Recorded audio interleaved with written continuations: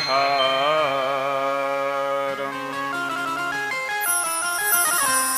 सदा वसन्तं हृदयारविन्दे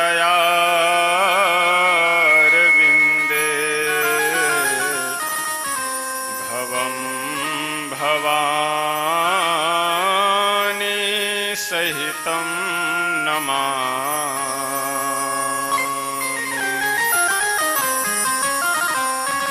त्यक्त्वा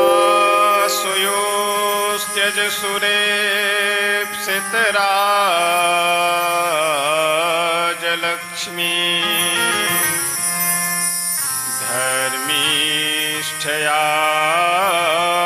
धर्मीष्ठयार्यवचसा यद्गादरण्यम्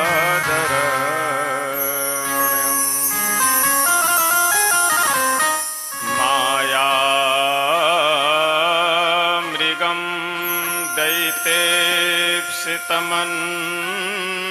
दैतेप्सितमन्वधावत् वन्दे महापुरुषते चरणारविन्दम्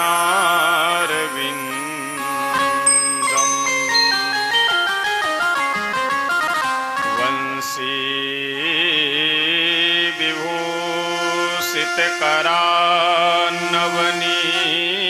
विभूषितकरान्नवनीरदाभा पीताम्बरा दरुणबिम्बफलाद्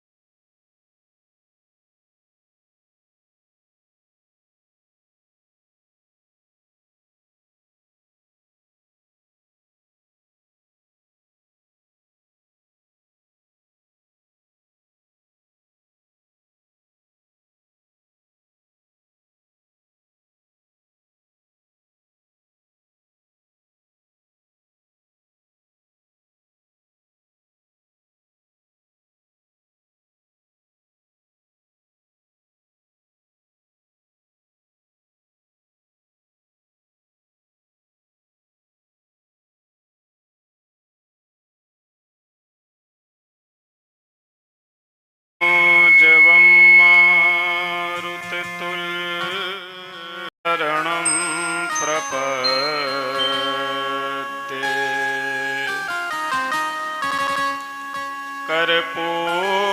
कर्पूरगौरं करुणावतारं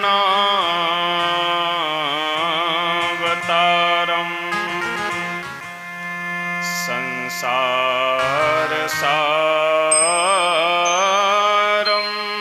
भुजगेन्द्रहारं सदा वसन्तं हृदयारविन्दे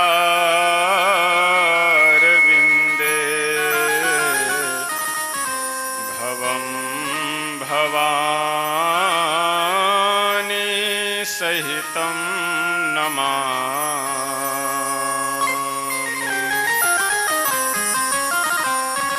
त्यक्त्वा सुयोस्त्यजसुरेप्सितराजलक्ष्मी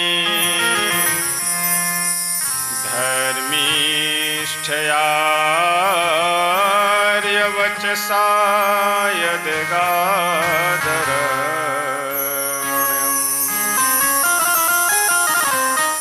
मायामृगं दैतेप्सितमन्वधावत् वन्दे महापुरुषते चरणारविन्दम्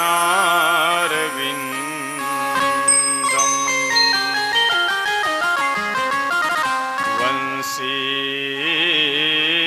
विभूषितकरान्नवनीरदाभा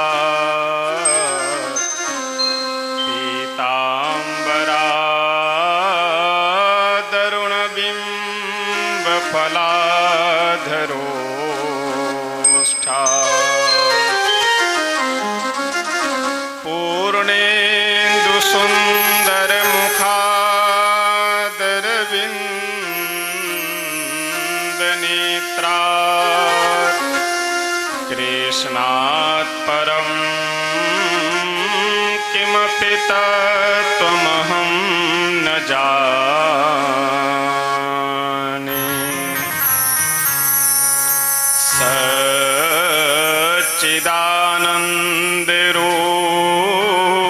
सच्चिदानन्दरूपाय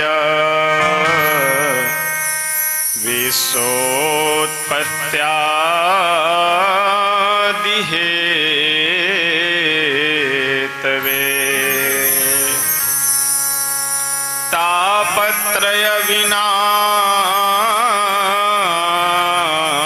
तापत्रयविनाशाय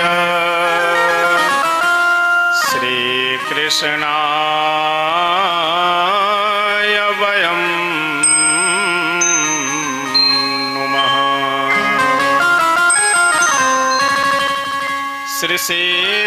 श्रीसीतानाथ समारम्भां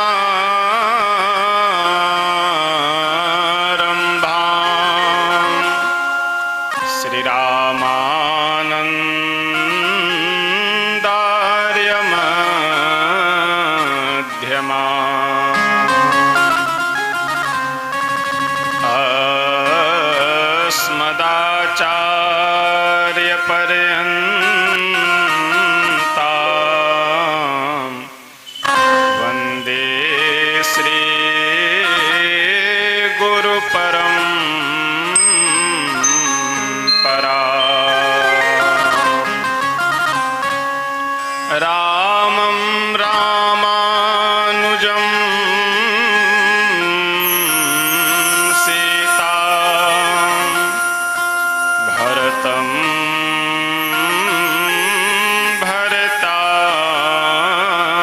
भरतानुजम् सुग्रीवं वायुसूनुं च प्रणमामि पुनः पुनः।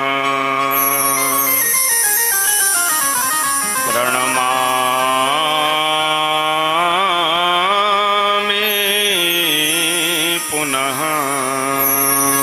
पुनः। आइए हम सभी भक्त दो बार भगवान नाम संकीर्तन करते हैं। श्री कृष्ण गोविंद हरे मुरारे, हे नाथ नारायण वासुदेव। श्री कृष्ण गोविंद हरे मुरारे, हे नाथ नारायण वासुदेव। श्री कृष्ण गोविंद हरे मुरारे, हे नाथ नारायण वासुदेव। श्री कृष्ण गोविंद हरे मुरारे, हे नाथ नारायण वासुदेव। हे नाथ नारायण वासुदेव, हे नाथ नारायण वासुदेव। हे नाथ नारायण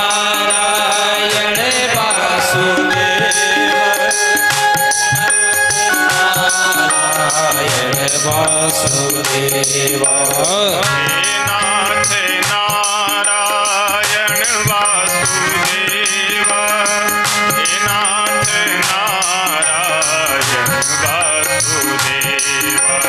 हे नाथ नारायण वासुदेव, हे नाथ नारायण वासुदेव। श्री कृष्ण गोविंद हरे मुरारे, हे नाथ नारायण वासुदेव।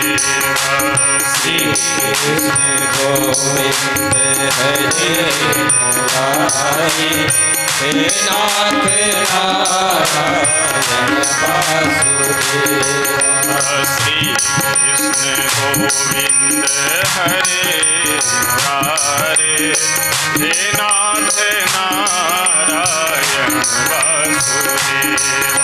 श्री कृष्ण गोविंद हरे मुरारे, हे नाथ नारायण वासुदेव। हे नाथ नारायण वासुदेव, हे नाथ नारायण वासुदेव। हे नाथ नारायण वासुदेव, हे नाथ नारायण वासुदेव। हे नाथ नारायण वासुदेव, हे नाथ नारायण वासुदेव। हे नाथ नारायण वासुदेव, हे नाथ नारायण वासुदेव। श्री कृष्ण गोविंद हरे मुरारे, हे नाथ नारायण वासुदेव। श्री कृष्ण गोविंद हरे मुरारे, हे नाथ नारायण वासुदेव। श्री कृष्ण गोविंद हरे मुरारे, हे नाथ नारायण वासुदेव। श्री कृष्ण गोविंद हरे मुरारे, हे नाथ नारायण वासुदेव। श्री राधा कृष्ण भगवान की जय, श्री वृंदावन धाम की जय, श्री यमुना मैया के जय, श्री अयोध्या धाम के जय, श्री सरयू मैया के जय, श्री मिथिला धाम के जय, श्री कमला विमला के जय, श्री हनुमान जी महाराज के जय, श्री शंकर भगवान के जय, श्रीमद्भागवत भगवान के जय, श्री सद्गुरुदेव भगवान के जय। जय जय सीताराम।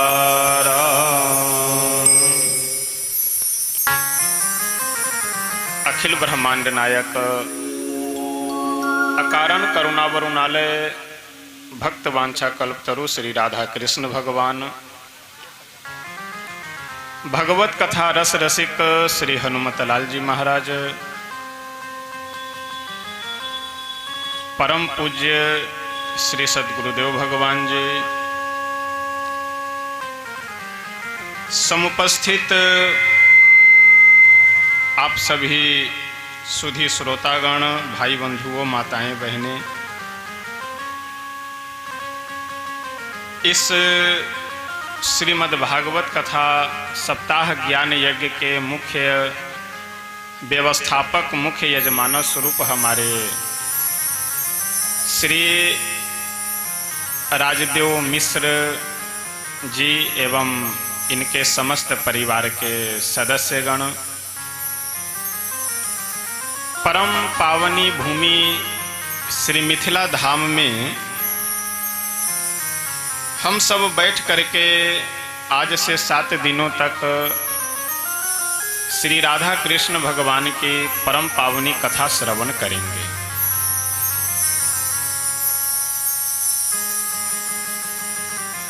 अपने सनातन परंपरा में, सनातन धर्म में जितने भी तीर्थ हैं, हैविंग क्यों कर रहा है,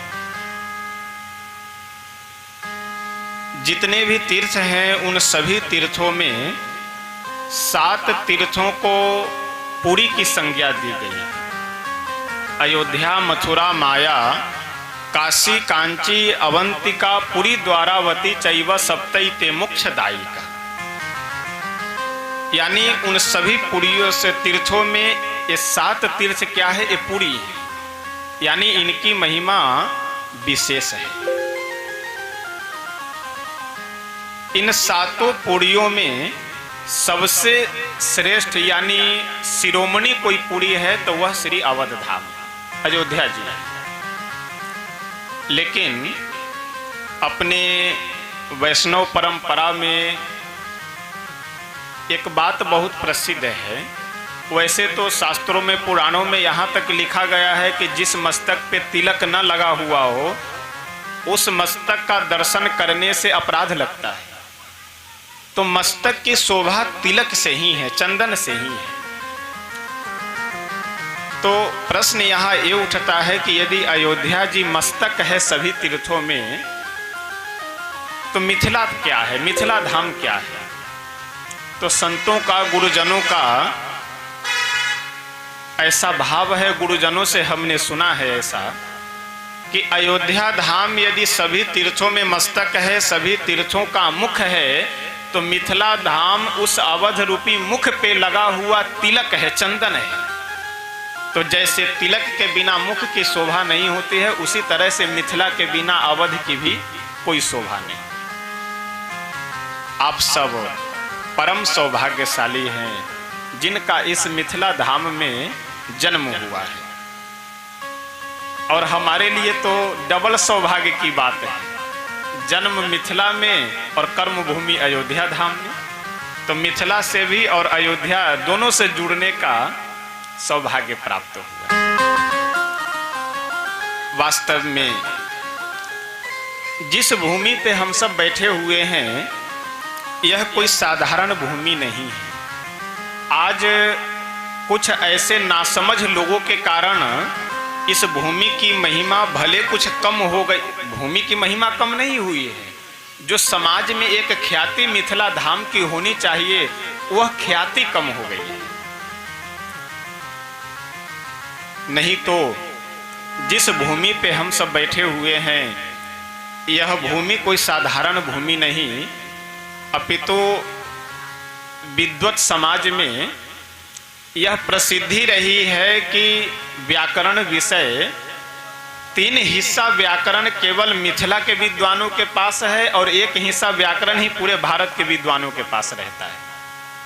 यानी व्याकरण जो विषय है, व्याकरण को यदि 4 भागों में बांट दिया जाए तो 3 भाग केवल मिथिला के विद्वानों के पास, मिथिला के पंडितों के पास में है, और 1 भाग में पूरे भारतवर्ष के विद्वान हैं। ऐसी इस भूमि की महिमा रही है। न्याय में दो विभाग है, दो है, एक प्राचीन न्याय और एक नव्य न्याय।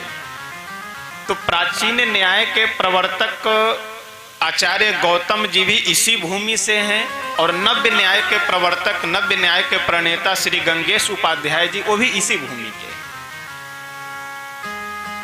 विद्यापति जी का जो वह पद है, आप सब उस भजन से, उस पद से बिल्कुल अवगत होंगे कि परम प्रिय पावन तिरहुत देश, जह जन्मी श्री जनक तनया, जहां पे श्री किशोरी जी का, श्री जानकी जी का अवतरण हुआ है, ऐसी इस भूमि की अद्भुत महिमा है। और जिसके कारण महर्षि गौतम हो, कणाद मुनि हो,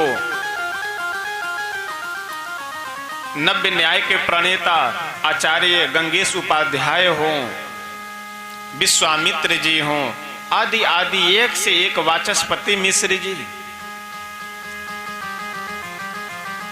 श्री मंडन मिश्र जी, कि पूरे भारतवर्ष दिग्विजय करने के बाद, शास्त्रार्थ में सभी भारतवर्ष के विद्वानों को आद्य गुरु शंकराचार्य जी पराजित करने के बाद यदि कहीं उन्हें झुकना पड़ा तो मिथिला में ही आकर के झुकना पड़ा। तो इसलिए इस मिथिला की जो प्रसिद्धि रही है, जो ख्याति रही है, आज आवश्यकता है कि उसे बना करके रखा जाए।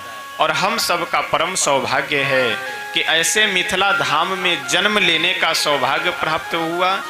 और देखिए, कभी भी धर्म दो तरह का होता है, एक सामान्य धर्म और एक विशेष धर्म। आराम से, आराम, जिन किसी को कहना इशारे से बोलिए, हल्ला ज्यादा ना हो। कथा भर बैठ करके करो, जो लेना हो तो इससे ले लेना, जो है खड़े होकर के फिर डिस्टर्ब होगा। आज प्रथम दिवस की कथा है, और देखिए, मैं प्रारंभ से ही यहाँ पे जिनके माध्यम से कथा की बात हुई, ऐसे श्री जयराम दास जी से हमने प्रारंभ में ही बोला था कि देखिए, हमारी भी जन्मभूमि वही है। यद्यपि मिथिला का बॉर्डर पड़ता है, लेकिन कुछ न कुछ तो संस्कार रहेगा ही। तो इसलिए हमने कहा कि वहाँ की विधि विधान कुछ पूरे भारतवर्ष के विद्वानों से हट करके वहाँ की कुछ परंपराएं हैं। तो बोले अरे कोई बात नहीं, ठीक है, वो सब यहीं से अपने साथ में ही आचार्य जी को लेकर के जाइए, कोई दिक्कत नहीं है। जो है तो ये अर्ध प्रहरा आदि देखने की व्यवस्था या और सब जो ये सब कुछ लौकिक जो परंपराएं हैं वो केवल मिथिला की ही है। अब इसको अगले व्यक्ति बता नहीं पाए और हम लोग समझ नहीं पाए, जिसके कारण आज पूजा में भी नहीं तो स्वभावतः ये होता है कि यदि कलश यात्रा है, वैसे तो कई जगहों पे कलश यात्रा की व्यवस्था नहीं रहती है, तो कलश यात्रा की व्यवस्था नहीं तो प्रारंभ में ही सुबह 7-8 बजे तक पूजन प्रारंभ हो गया। और यदि कलश यात्रा की व्यवस्था है तो प्रातः कालीन की बेला जो है वो कलश यात्रा में ही व्यतीत हो जाता है। तो स्वभावतः 1-1:30 बजे से 1 से 2 के बीच में फिर पूजन आरंभ कर दिए। लेकिन यहाँ फिर जैसे कलश रख करके और ये हुआ कि 2 बजे से पूजन प्रारंभ हो, तो फिर बात आ गई कि जो है वो अर्ध है प्रहरा की समस्या है। तो इसलिए कुछ पूजा आदि में विलंब, कथा आदि में विलंब। और देखिए, गच्छतः स्खलनम क्वापि भवत्येव प्रमादतः, विद्वानों में यह प्रसिद्ध है श्लोक है कि हसन्ति दुर्जनास्तत्र समादधति सज्जना। यदि कोई व्यक्ति से कुछ गलती हो जाए तो उसे देख करके जो विद्वत जन है वह सचेत कर देते हैं कि देखो एक विधि ठीक नहीं है, व्यवस्था ठीक नहीं है, और जो दुर्जन होते हैं वो हंसते हैं। तो आप सबके हम बहुत ऋणी हैं कि आप सब में वह जो मिथिला का संस्कार होना चाहिए वह है कि कम से कम सचेत कर दे रहे हैं कि ऐसा नहीं वैसा होना चाहिए। तो आप सबसे निवेदन हमारा यही है कि अगर कहीं किसी पूजा पाठ में या किसी भी व्यवस्था में आपको ऐसा लगे कि हमारे यहाँ की परंपरा या कुछ ऐसा नहीं, ऐसा होना चाहिए, तो आप सब सहर्ष मार्गदर्शन कर सकते हैं। इसमें हम लोग को बुरा लगने की या बुरा मानने की कोई बात नहीं है।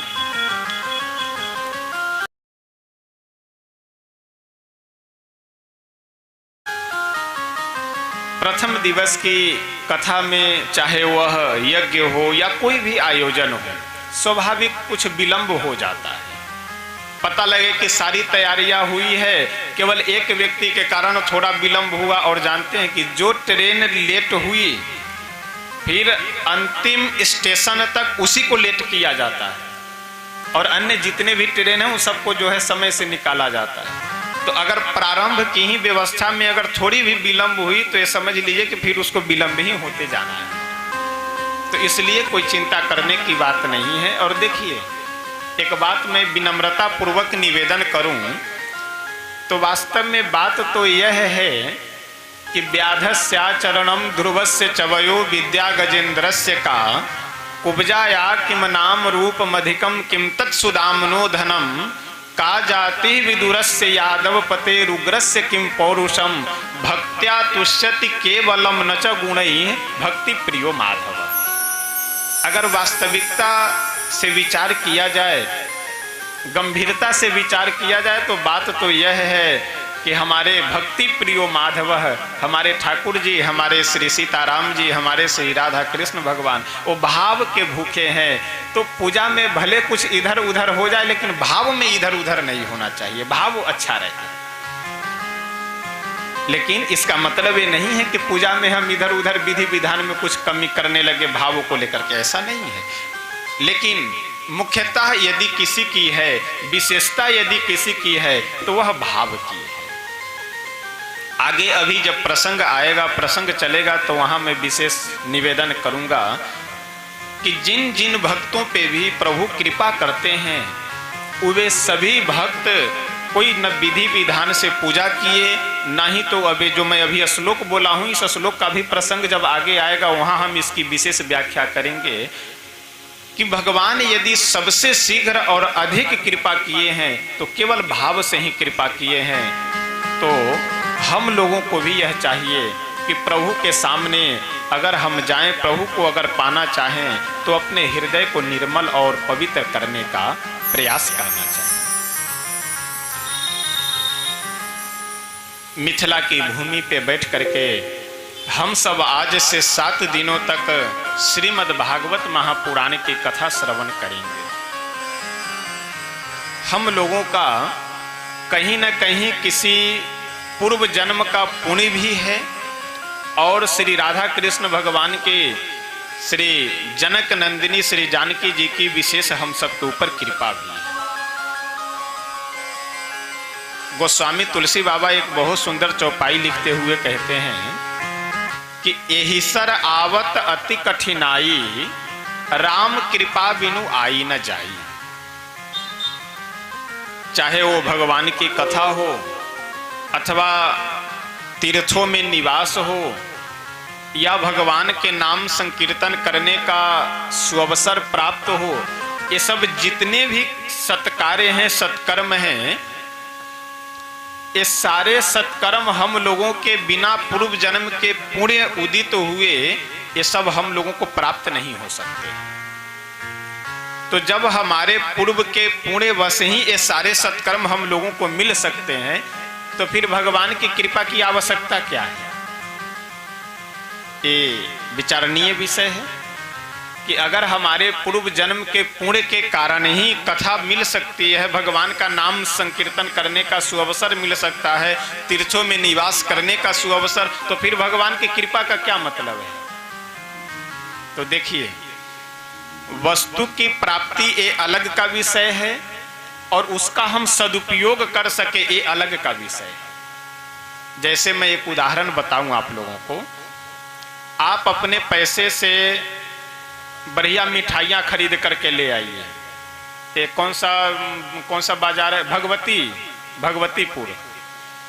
भगवतीपुर में जा करके बढ़िया एक से एक गुलाब जामुन, रसमलाई, स्पंज, राजभोग सब खरीद करके आप ले आइए और सामने बढ़िया रख करके आप बैठिए। यदि आप डायबिटीज के मरीज हैं, शुगर के मरीज हैं, तो क्या उन अपने सामने रखे हुए मिठाइयों को खा सकते हैं? आप अपने पैसे से मिठाइयां खरीद करके लाए हैं, सामने मिठाइयां रखी भी हुई है, लेकिन यदि आप शुगर के पेशेंट हैं, शुगर के मरीज हैं, तो आप उन मिठाइयों को नहीं खा सकते हैं। अब आप विचार कीजिए कि वस्तु आपके सामने है कि नहीं है, लेकिन वस्तु आपके सामने है, क्या आप उसका उपयोग कर सकते हैं? नहीं कर सकते हैं। यदि आप डायबिटीज के मरीज नहीं हैं तो मिठाइयाँ खा सकते हैं, और यदि डायबिटीज के मरीज हैं तो मिठाइयाँ नहीं खा सकते। तो यहाँ वस्तु तो आपको प्राप्त है, लेकिन उसका उपयोग आप नहीं कर सकते। उसी तरह से पूर्व जन्म के पुण्यवश, पूर्व जन्म के सत्कर्मवश हम लोगों को भगवान की कथा, भगवान का नाम जप करने का सुअवसर प्राप्त तो हो सकता है, लेकिन यदि भगवान की कृपा नहीं है तो कुछ न कुछ ऐसा विघ्न उपस्थित हो जाएगा कि आप यहाँ बैठ नहीं सकते, सुन नहीं सकते।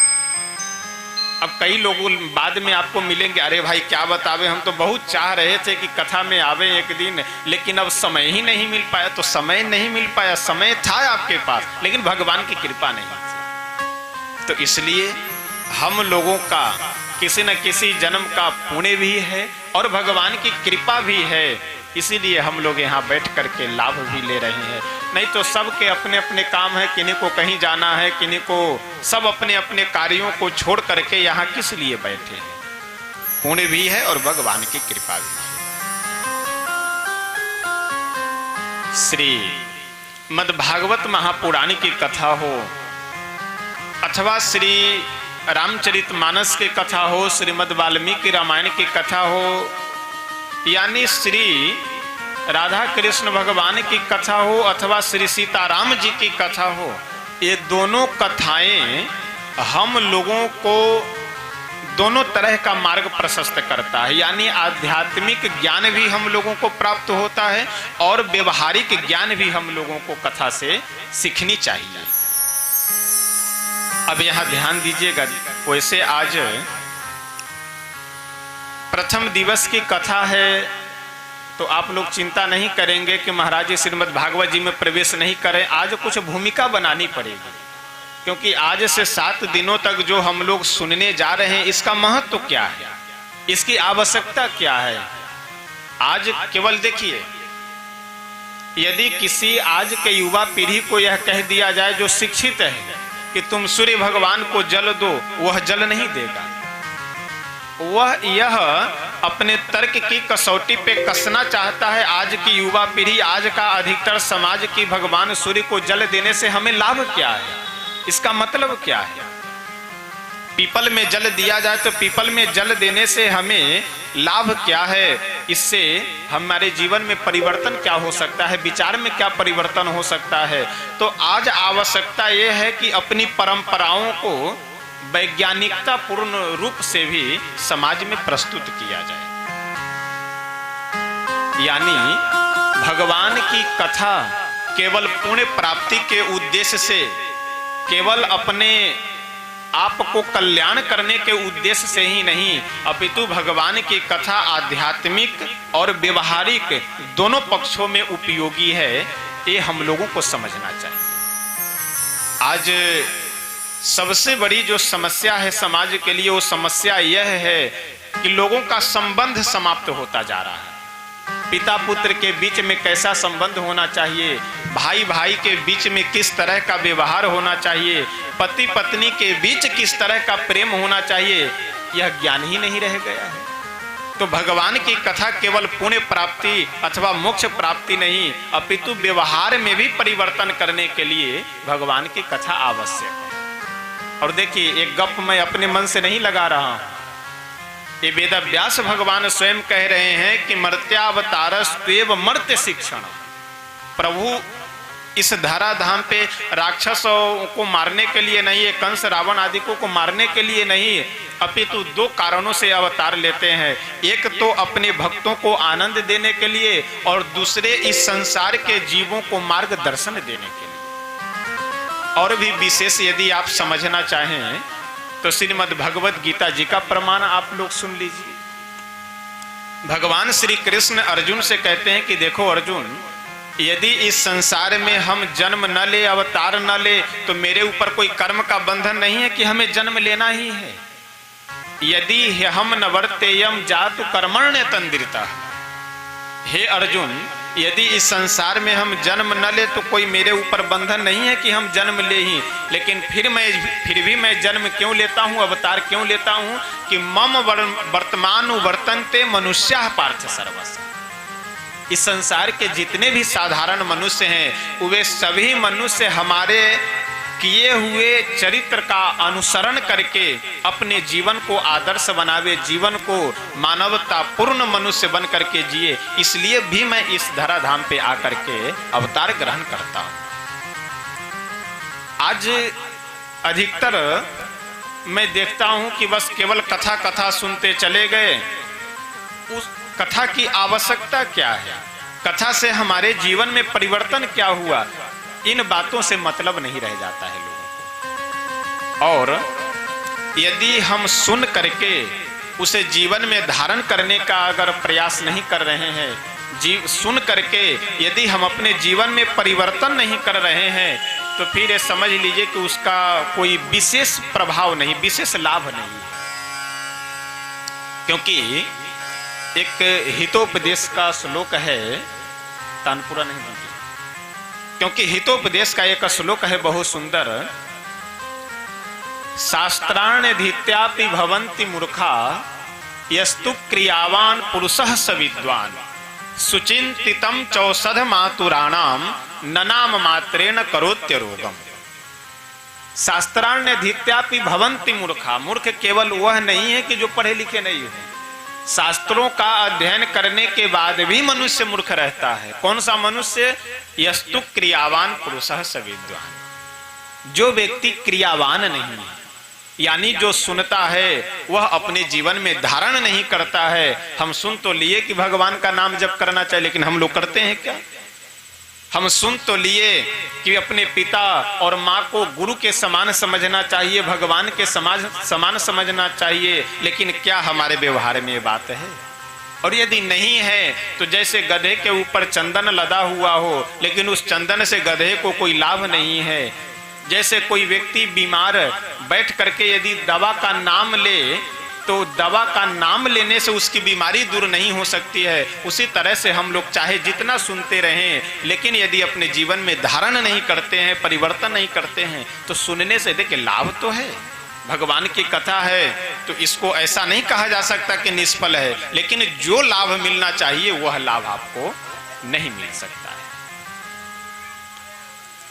तो इसलिए भगवान की कथा हम सब श्रवण कर रहे हैं यहाँ पे, आगे अभी 7 दिनों तक करेंगे।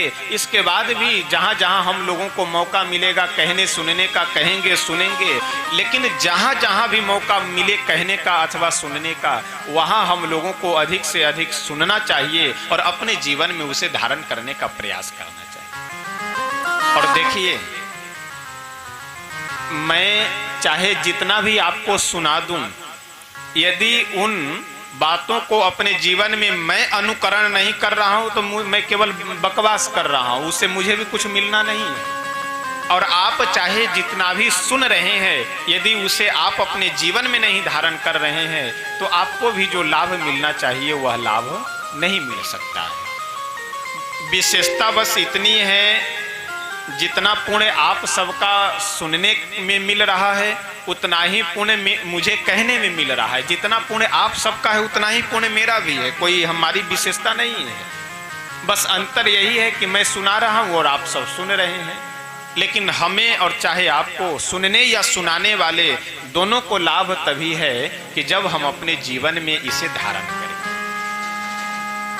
यानी कहने का तात्पर्य यह है कि आज से 7 दिनों तक हम सब श्रीमद् भागवत महापुराण की कथा श्रवण करेंगे। और यह श्रीमद् भागवत महापुराण की कथा जीवन में भक्ति को प्राप्त करने के लिए भी और व्यवहारिक पक्ष को सही करने के लिए भी उपयोगी है। किसके साथ हमारा कैसा संबंध? देखिए, मानव होना ये अलग की बात है और मानवता होना ये अलग की बात है। आवाज मत कीजिए, कोई भी बोलिए, इशारे से बोलिए, कान में धीरे से। आज प्रथम दिवस की कथा है, तो जो भी परिवार से जुड़े हुए विशिष्ट जन हैं, आप सब लगभग बैठे हुए हैं, तो आप सबसे हमारा यह निवेदन है करवध के आसपास में शांति बनी हुई रहे, क्योंकि कथा है यह। अगर इसमें शांति नहीं रहेगी तो व्यास गद्दी के ऊपर बैठने के बाद, व्यास गद्दी पे विराजमान होने के बाद कनेक्शन कहीं और से जुड़ा हुआ रहता है। तो शांति भंग होने के कारण अब कहीं इधर से कुछ बोले, कहीं उधर से कुछ बोले, तो इसमें जो टूट जाता है कनेक्शन, तो फिर उसको बनाने में समय लगता है। तो इसलिए अगर आप लोग शांति से, और जिन्हें जाना हो, कुछ कहना हो, तो धीरे से उठ करके आप जाइए और बगल में जाकर के कान में उससे धीरे से बोल दीजिए, क्योंकि यह कथा केवल आप सभी यहाँ नहीं सुन रहे हैं। इस कैमरे के माध्यम से कम हजारों लाखों लोग दूर दूर बैठे हुए सुन रहे हैं, तो उन लोगों को ये लगे कि मिथिला में कथा हो रही है। नहीं तो बाद में अरे महाराज जी कहाँ आप गए थे, वहाँ तो बिल्कुल जो है कई बार बीच बीच में आपको रोकना पड़ता था कि शांति बनाए रखे, कितने अशांत करने वाले लोग थे। तो यह मैसेज न जाए, यह संदेश न जाए, तो इसलिए आप सब जितनी शांति बना करके रखेंगे और जितने मन को आप एकाग्र और शांत कर करके यहाँ श्रवण करेंगे, उतना ही मेरा मन आनंदित होगा सुनाने में। बहुत श्रोताओं की आवश्यकता नहीं है, लेकिन जितने हो वो सब श्रोता हो, न सोता हो, न सरोता हो, न झरोता, श्रोता हो, तब तो हमें सुनाने में भी आनंद आएगा। और जब हमें सुनाने में आनंद आएगा तो आपको भी उससे बहुत कुछ मिलेगा।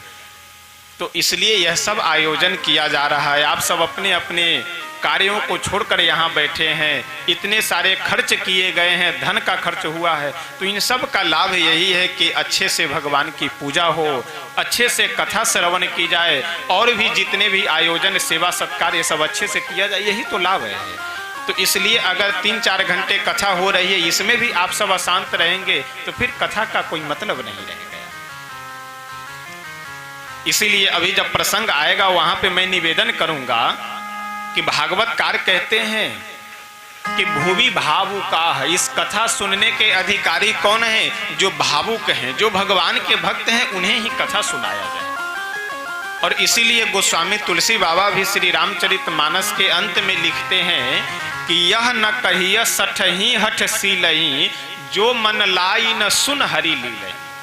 जो मन लगा करके भगवान की कथा नहीं सुनते हैं, उन्हें कथा सुनानी भी नहीं चाहिए। तो इसलिए आप सब मन लगा करके, मन को 1 घंटे बैठिए, 2 घंटे। मेरा ये नहीं है कि आप प्रारंभ से अंत तक बैठे, जिनको जितना बैठने का सामर्थ्य हो, समय हो, उतना ही बैठिए, लेकिन शांति और आनंद से। श्रीमद् भागवत की कथा हम लोगों को मानव बनाने का भी कार्य करती है। तो मैं निवेदन कर रहा था कि मानव होना ये अलग की बात है और मानवता होना ये अलग की बात है। एक बहुत सुंदर श्लोक है, आहार निद्रा भय मैथुनम च सामान्यमेत पशुभिर्नराणां धर्मो सामधिको विशेषो धर्मेण हीनाः पशुभिः समानाः। आहार निद्रा भय मैथुनम च सामान्यमेतत् पशुभिर्नराणां धर्मो हि तेषाम् अधिको विशेषो धर्मेण हीना पशुभिः समानाः। जितने गुण, जितनी बातें मनुष्यों में पाई जाती है, वे सारी बातें पशुओं में भी पाई जाती है। आहार यानी भोजन आदि मनुष्य भी करता है, पशु भी करते हैं। निद्रा सोने की क्रिया मनुष्य की भी है, पशुओं की भी है। भय, एक दूसरे से प्रेम भाव, डर भय का भाव मनुष्यों में भी है, पशुओं में भी है। मैथुनम स्त्री पुरुष का जो संबंध है वह मनुष्यों में भी है, पशुओं में भी है। तो फिर मनुष्य और पशु में अंतर क्या रहा? तो नीतिकार बहुत सुंदर लिखते हुए कहते हैं कि धर्मो ही तेषाम, तेषाम मनुष्याणाम, मनुष्यों में धर्म ही एक विशेष है, और यदि धर्म से रहित व्यक्ति हो गया तो पशु के समान है वह। तो यदि हम सब में धर्म है, अब आप प्रश्न यह उठता है कि धर्म क्या है। यदि हमसे आपसे कोई पूछे, कई बार होता है कि सनातन धर्म, अरे सनातन धर्म है क्या? तो सनातन धर्म हमारा, यदि आप सहज सरल शब्दों में व्याख्या सुनना चाहें तो गोस्वामी तुलसी बाबा एक चौपाई में व्याख्या कर देते हैं कि धर्म क्या है। और धर्म की यदि विशेष व्याख्या आप सुनना चाहेंगे तो फिर श्री मनु जी महाराज की बातों को सुनना होगा, मनुस्मृति में जाना होगा। तो संक्षिप्त में दोनों श्रवण कर लीजिए। गोस्वामी तुलसी बाबा क्या कहते हैं कि धर्म क्या है, बहुत सुंदर लिखते हुए कहते हैं, परहित सरीस धर्म नहीं भाई, पर पीड़ा सम नहीं अधमाई। ये सहज और सरल व्याख्या है गोस्वामी बाबा का कि परहित सरीस धर्म नहीं भाई, पर पीड़ा सम नहीं अधमाई। दूसरे का हित करने के समान कोई धर्म नहीं है और दूसरे का अहित करने के समान कोई अधर्म नहीं। और हमारे सनातन धर्म को सनातन धर्म इसलिए कहा जाता है कि केवल हमारा ही एक सनातन धर्म ऐसा है कि जो सर्वे भवन्तु सुखिनः सर्वे सन्तु निरामयः की यदि बात किसी धर्म में है तो वह सनातन धर्म है।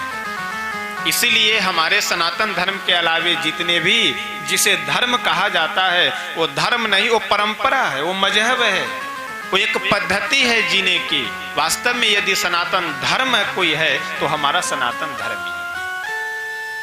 सर्वे भवन्तु सुखिनः सर्वे सन्तु निरामया। अन्य धर्मों को आप मैं नाम नहीं लूंगा, अन्य धर्मों को आप जब अध्ययन करेंगे तो उसमें आपको यह सुनने पढ़ने को मिलेगा कि जो हमारे धर्म से जुड़े हैं उनका तो कल्याण होगा और जो नहीं जुड़े हुए हैं वो नरक में जाएंगे, उनका अहित हो, उनका अमंगल हो। लेकिन हमारे सनातन धर्म में यह है कि सर्वे भवन्तु सुखिनः, सभी सुखी हो, सभी प्रसन्न रहें, क्योंकि यहाँ परमार्थ की भावना है। और परमार्थ की भावना इसलिए है क्योंकि हमारे शास्त्रों का यह आदेश है, हमारे गुरुजनों का, ऋषि महर्षियों का यह आदेश है कि इस संसार के हरेक कण कण में ईश्वर का वास है। सिय राम मैं सब जग जानी, करऊं प्रणाम जोरी जुग पानी। उपनिषदों में भी कहा गया है कि इस आवास मिदम सर्वम यत् किंच जगत्याम जगत। इस संसार के प्रत्येक कण कण में ईश्वर का, भगवान का वास है। तो जब सब में भगवान का वास है तो यहाँ किसी का अहित हो, किसी का अमंगल हो, यह उचित नहीं है भावना रखना। तो इसलिए सनातन धर्म, मनुष्य का जो धर्म है वह धर्म यह है कि मनुष्य परोपकार करे, मनुष्य के हृदय में परोपकार हो। और श्री मनु जी महाराज अपने मनुस्मृति में धर्म का लक्षण लिखते हुए कहते हैं कि धर्म के 10 लक्षण हैं। कितने? 10 लक्षण हैं। धृतिः, क्षमा, दमोस्तेयम, शौचम, इंद्रिय निग्रह, धीर विद्या, सत्यम, क्रोधो, दशकम धर्म लक्षण। देखिए, उपासक होना ये अलग की बात है और धार्मिक होना ये अलग की बात है।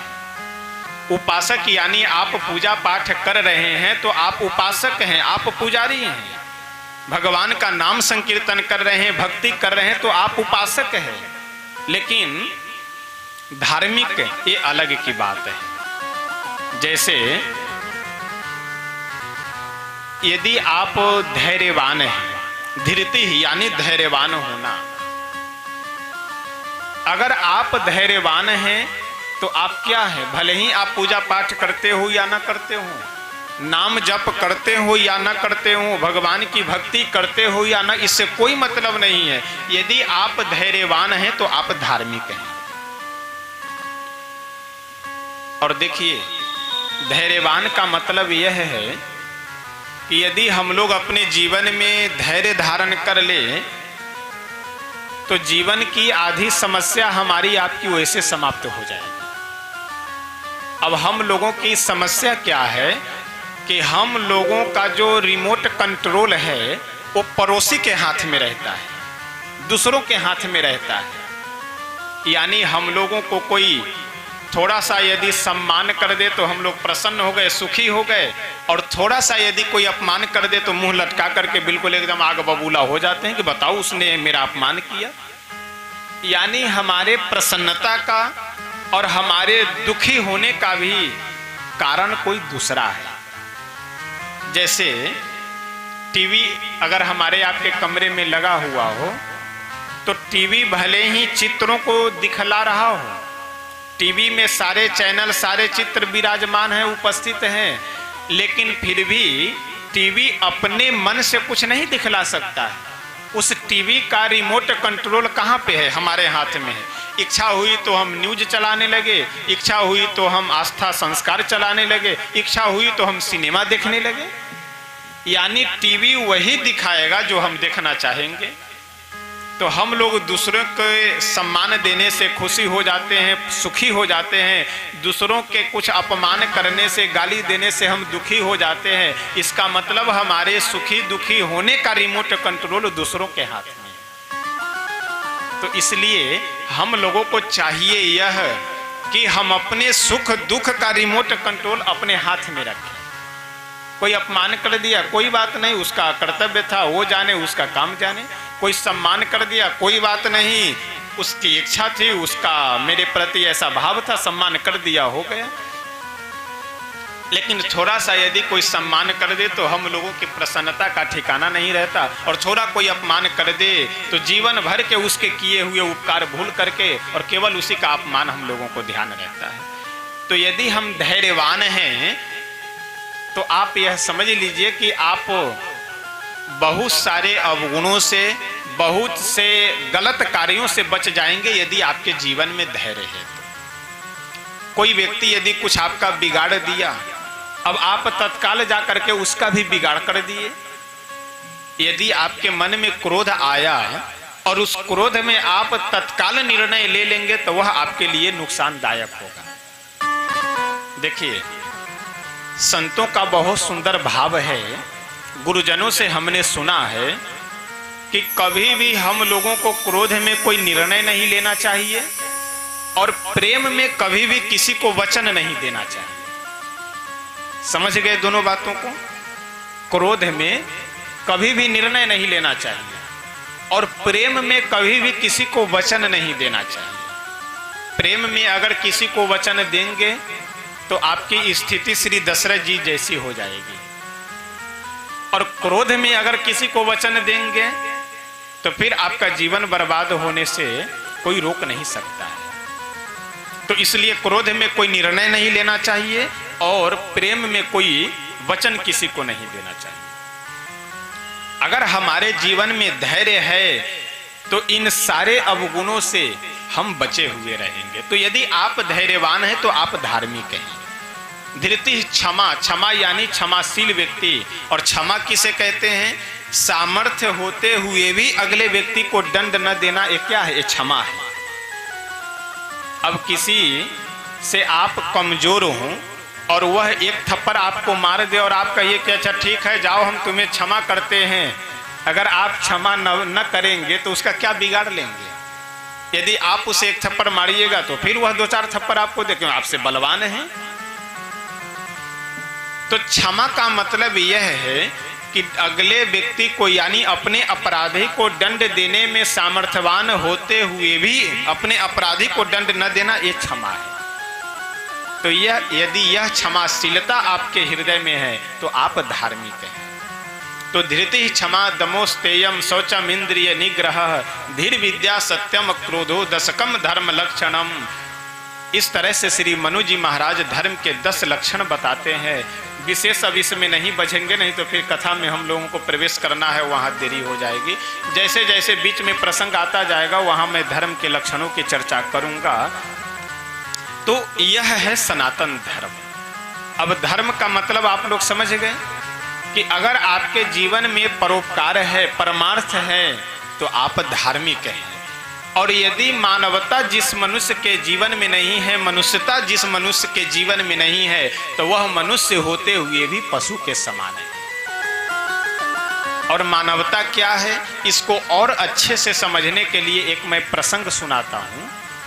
एक किसी गांव की घटना है। एक बहुत ही बड़े जमींदार व्यक्ति थे। अपने दरवाजे पे कुर्सी लगा करके बैठे हुए थे। इतने में एक प्यासा व्यक्ति आया और आकर के बोला कि अरे बाबू साहब, बहुत मुझे प्यास लगी है, एक लोटा जल मिल जाएगा। अब वह जो जमींदार व्यक्ति अपने दरवाजे पे बैठे हुए थे, वो डांट करके बोले कि यहाँ कोई तुम्हारा नौकर बैठा हुआ है पानी पिलाने वाला? जब देखो तब आ गए पानी पीने के लिए। अच्छा बैठो, देखते हैं घर में कोई आदमी होगा तो बुलाते हैं। अब वह जो जमींदार व्यक्ति था वह आवाज दिया अपने घर में, अरे कोई है तो एक लोटा जल ला करके दे दो, एक व्यक्ति आया है प्यासा, पानी पिला दो इसे। अब ध्यान दीजिएगा, वह प्यासा व्यक्ति पानी की इच्छा से, जल की इच्छा से वहां बैठा हुआ है, और वह जो जमींदार व्यक्ति है, पैसे वाला व्यक्ति है, वह वहीं कुर्सी पे बैठा हुआ आवाज दे रहा है घर में कि कोई हो तो आकर के जल पिला दो।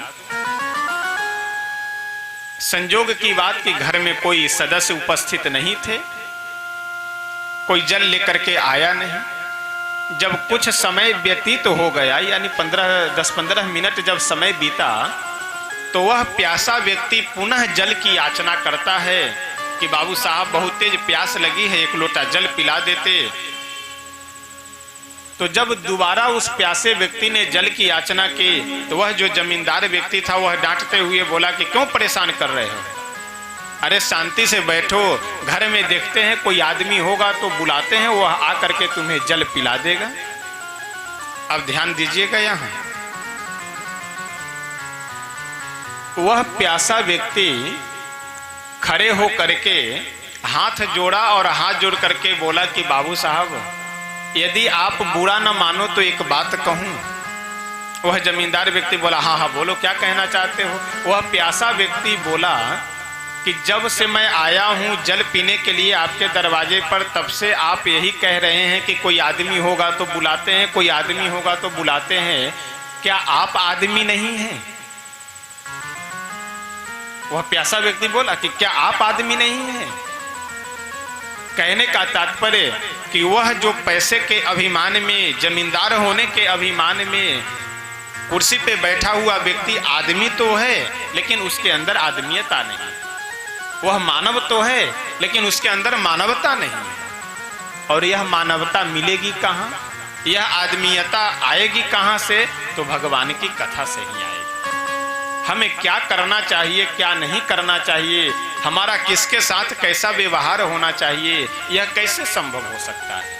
ये किसी दुकान में, किसी बाजार में या कहीं पे भी आपको यह प्राप्त नहीं हो सकता है। गुण, यह जो सद्गुण है, यह सद्गुण आपको, हमें भगवान की कथा से ही मिल सकती है। कहने का तात्पर्य कि आप सब आज से 7 दिनों तक कथा श्रवण करेंगे। इसके बाद भी जहाँ कहीं भी आप सबको समय मिले अवश्य कथा सुनिए, लेकिन उस कथा में दोनों प्रसंगों पे ध्यान रखिए, आध्यात्मिक पक्ष भी और व्यवहारिक पक्ष भी।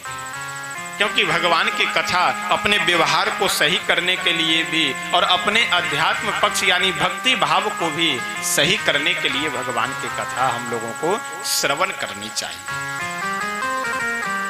श्रीमद् भागवत महापुराण इस ग्रंथ का नाम है। इस ग्रंथ की रचना कैसे होती है, कैसे इस ग्रंथ का प्राकट्य होता है इस धराधाम पे, यह सब प्रसंग हम लोग कल की कथा में श्रवण करेंगे। आज केवल हम लोग थोड़ा सा नाम पे चर्चा कर करके फिर आगे बढ़े। इस ग्रंथ का क्या नाम है? श्रीमद् भागवत महापुराण। हमारे सनातन धर्म में 18 पुराण हैं। 18 पुराणों में से 17 पुराण एक केवल पुराण है। मत्स्य पुराण, गरुड़ पुराण, वाराह पुराण, कूर्म आदि आदि ये सब पुराण है। लेकिन श्रीमद् भागवत एक क्या है? महापुराण है। महापुराण देखिए, अपने संस्कृत जगत में, वैसे संस्कृत की ज़्यादा मैं मिथिला में चर्चा नहीं करना चाहता, क्योंकि मिथिला में संस्कृत के विद्वानों का तो भरमार रहता है, तो कहीं फंस जाए तो। लेकिन हम पहले ही क्षमा याचना कर लेते हैं कि अगर कहीं भूल चूक हो तो उसे आप सही कर लीजिएगा।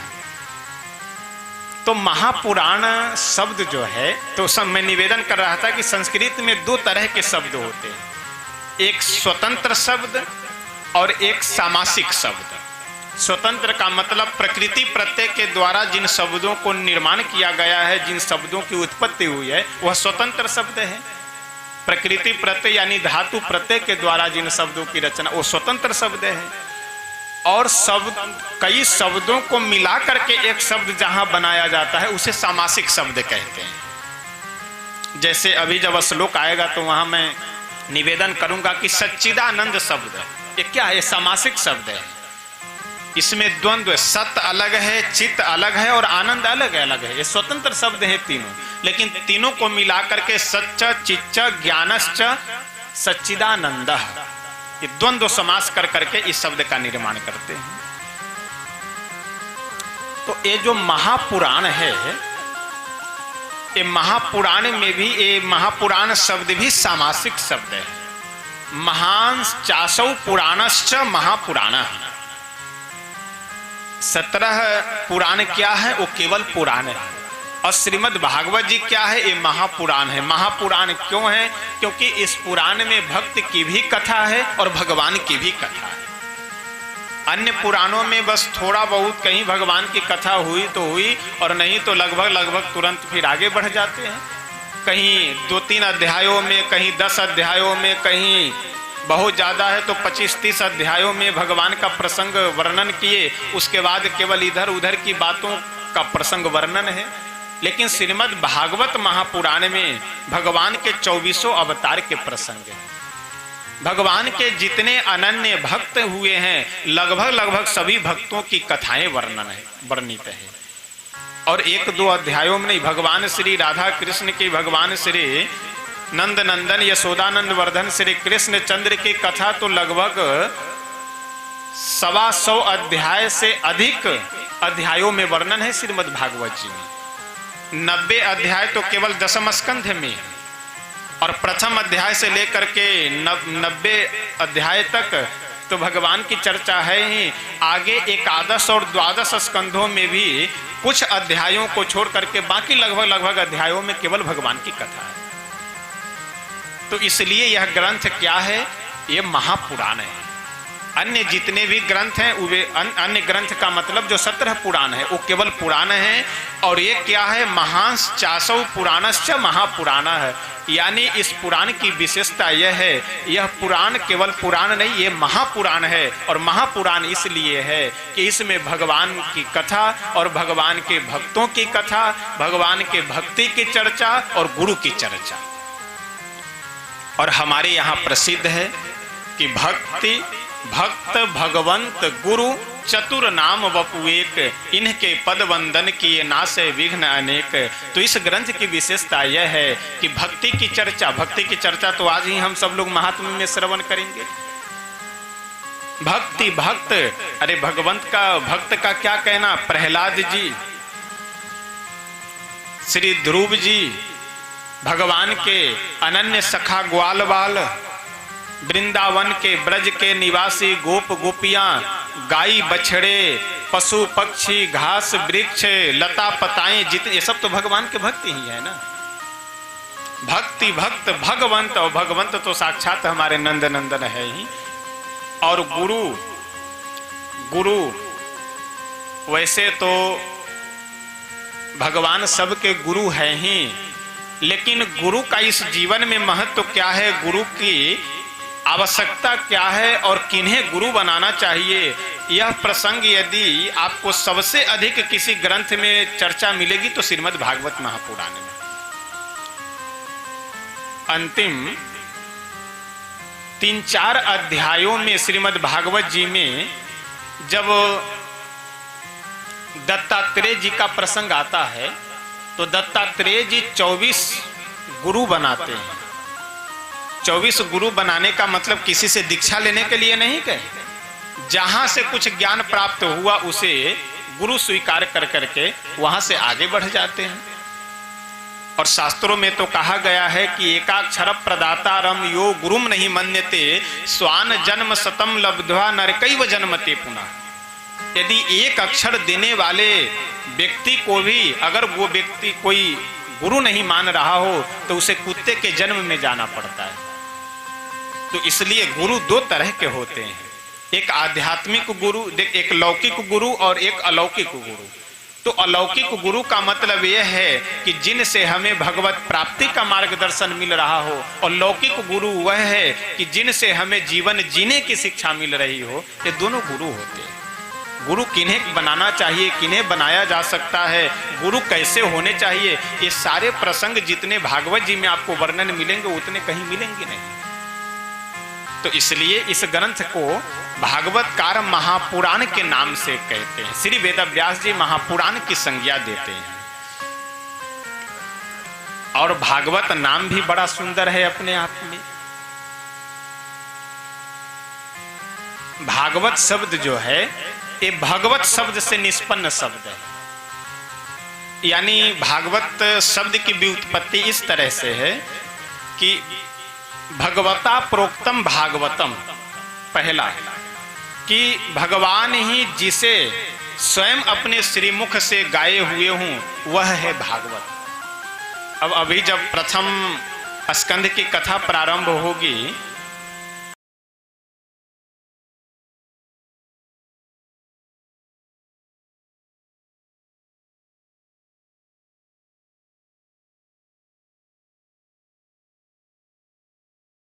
उसमें तो हम लोगों को महात्म सुनने को मिलेगा कि कैसे इस श्रीमद् भागवत महापुराण का इस धराधाम पे प्रादुर्भाव होता है।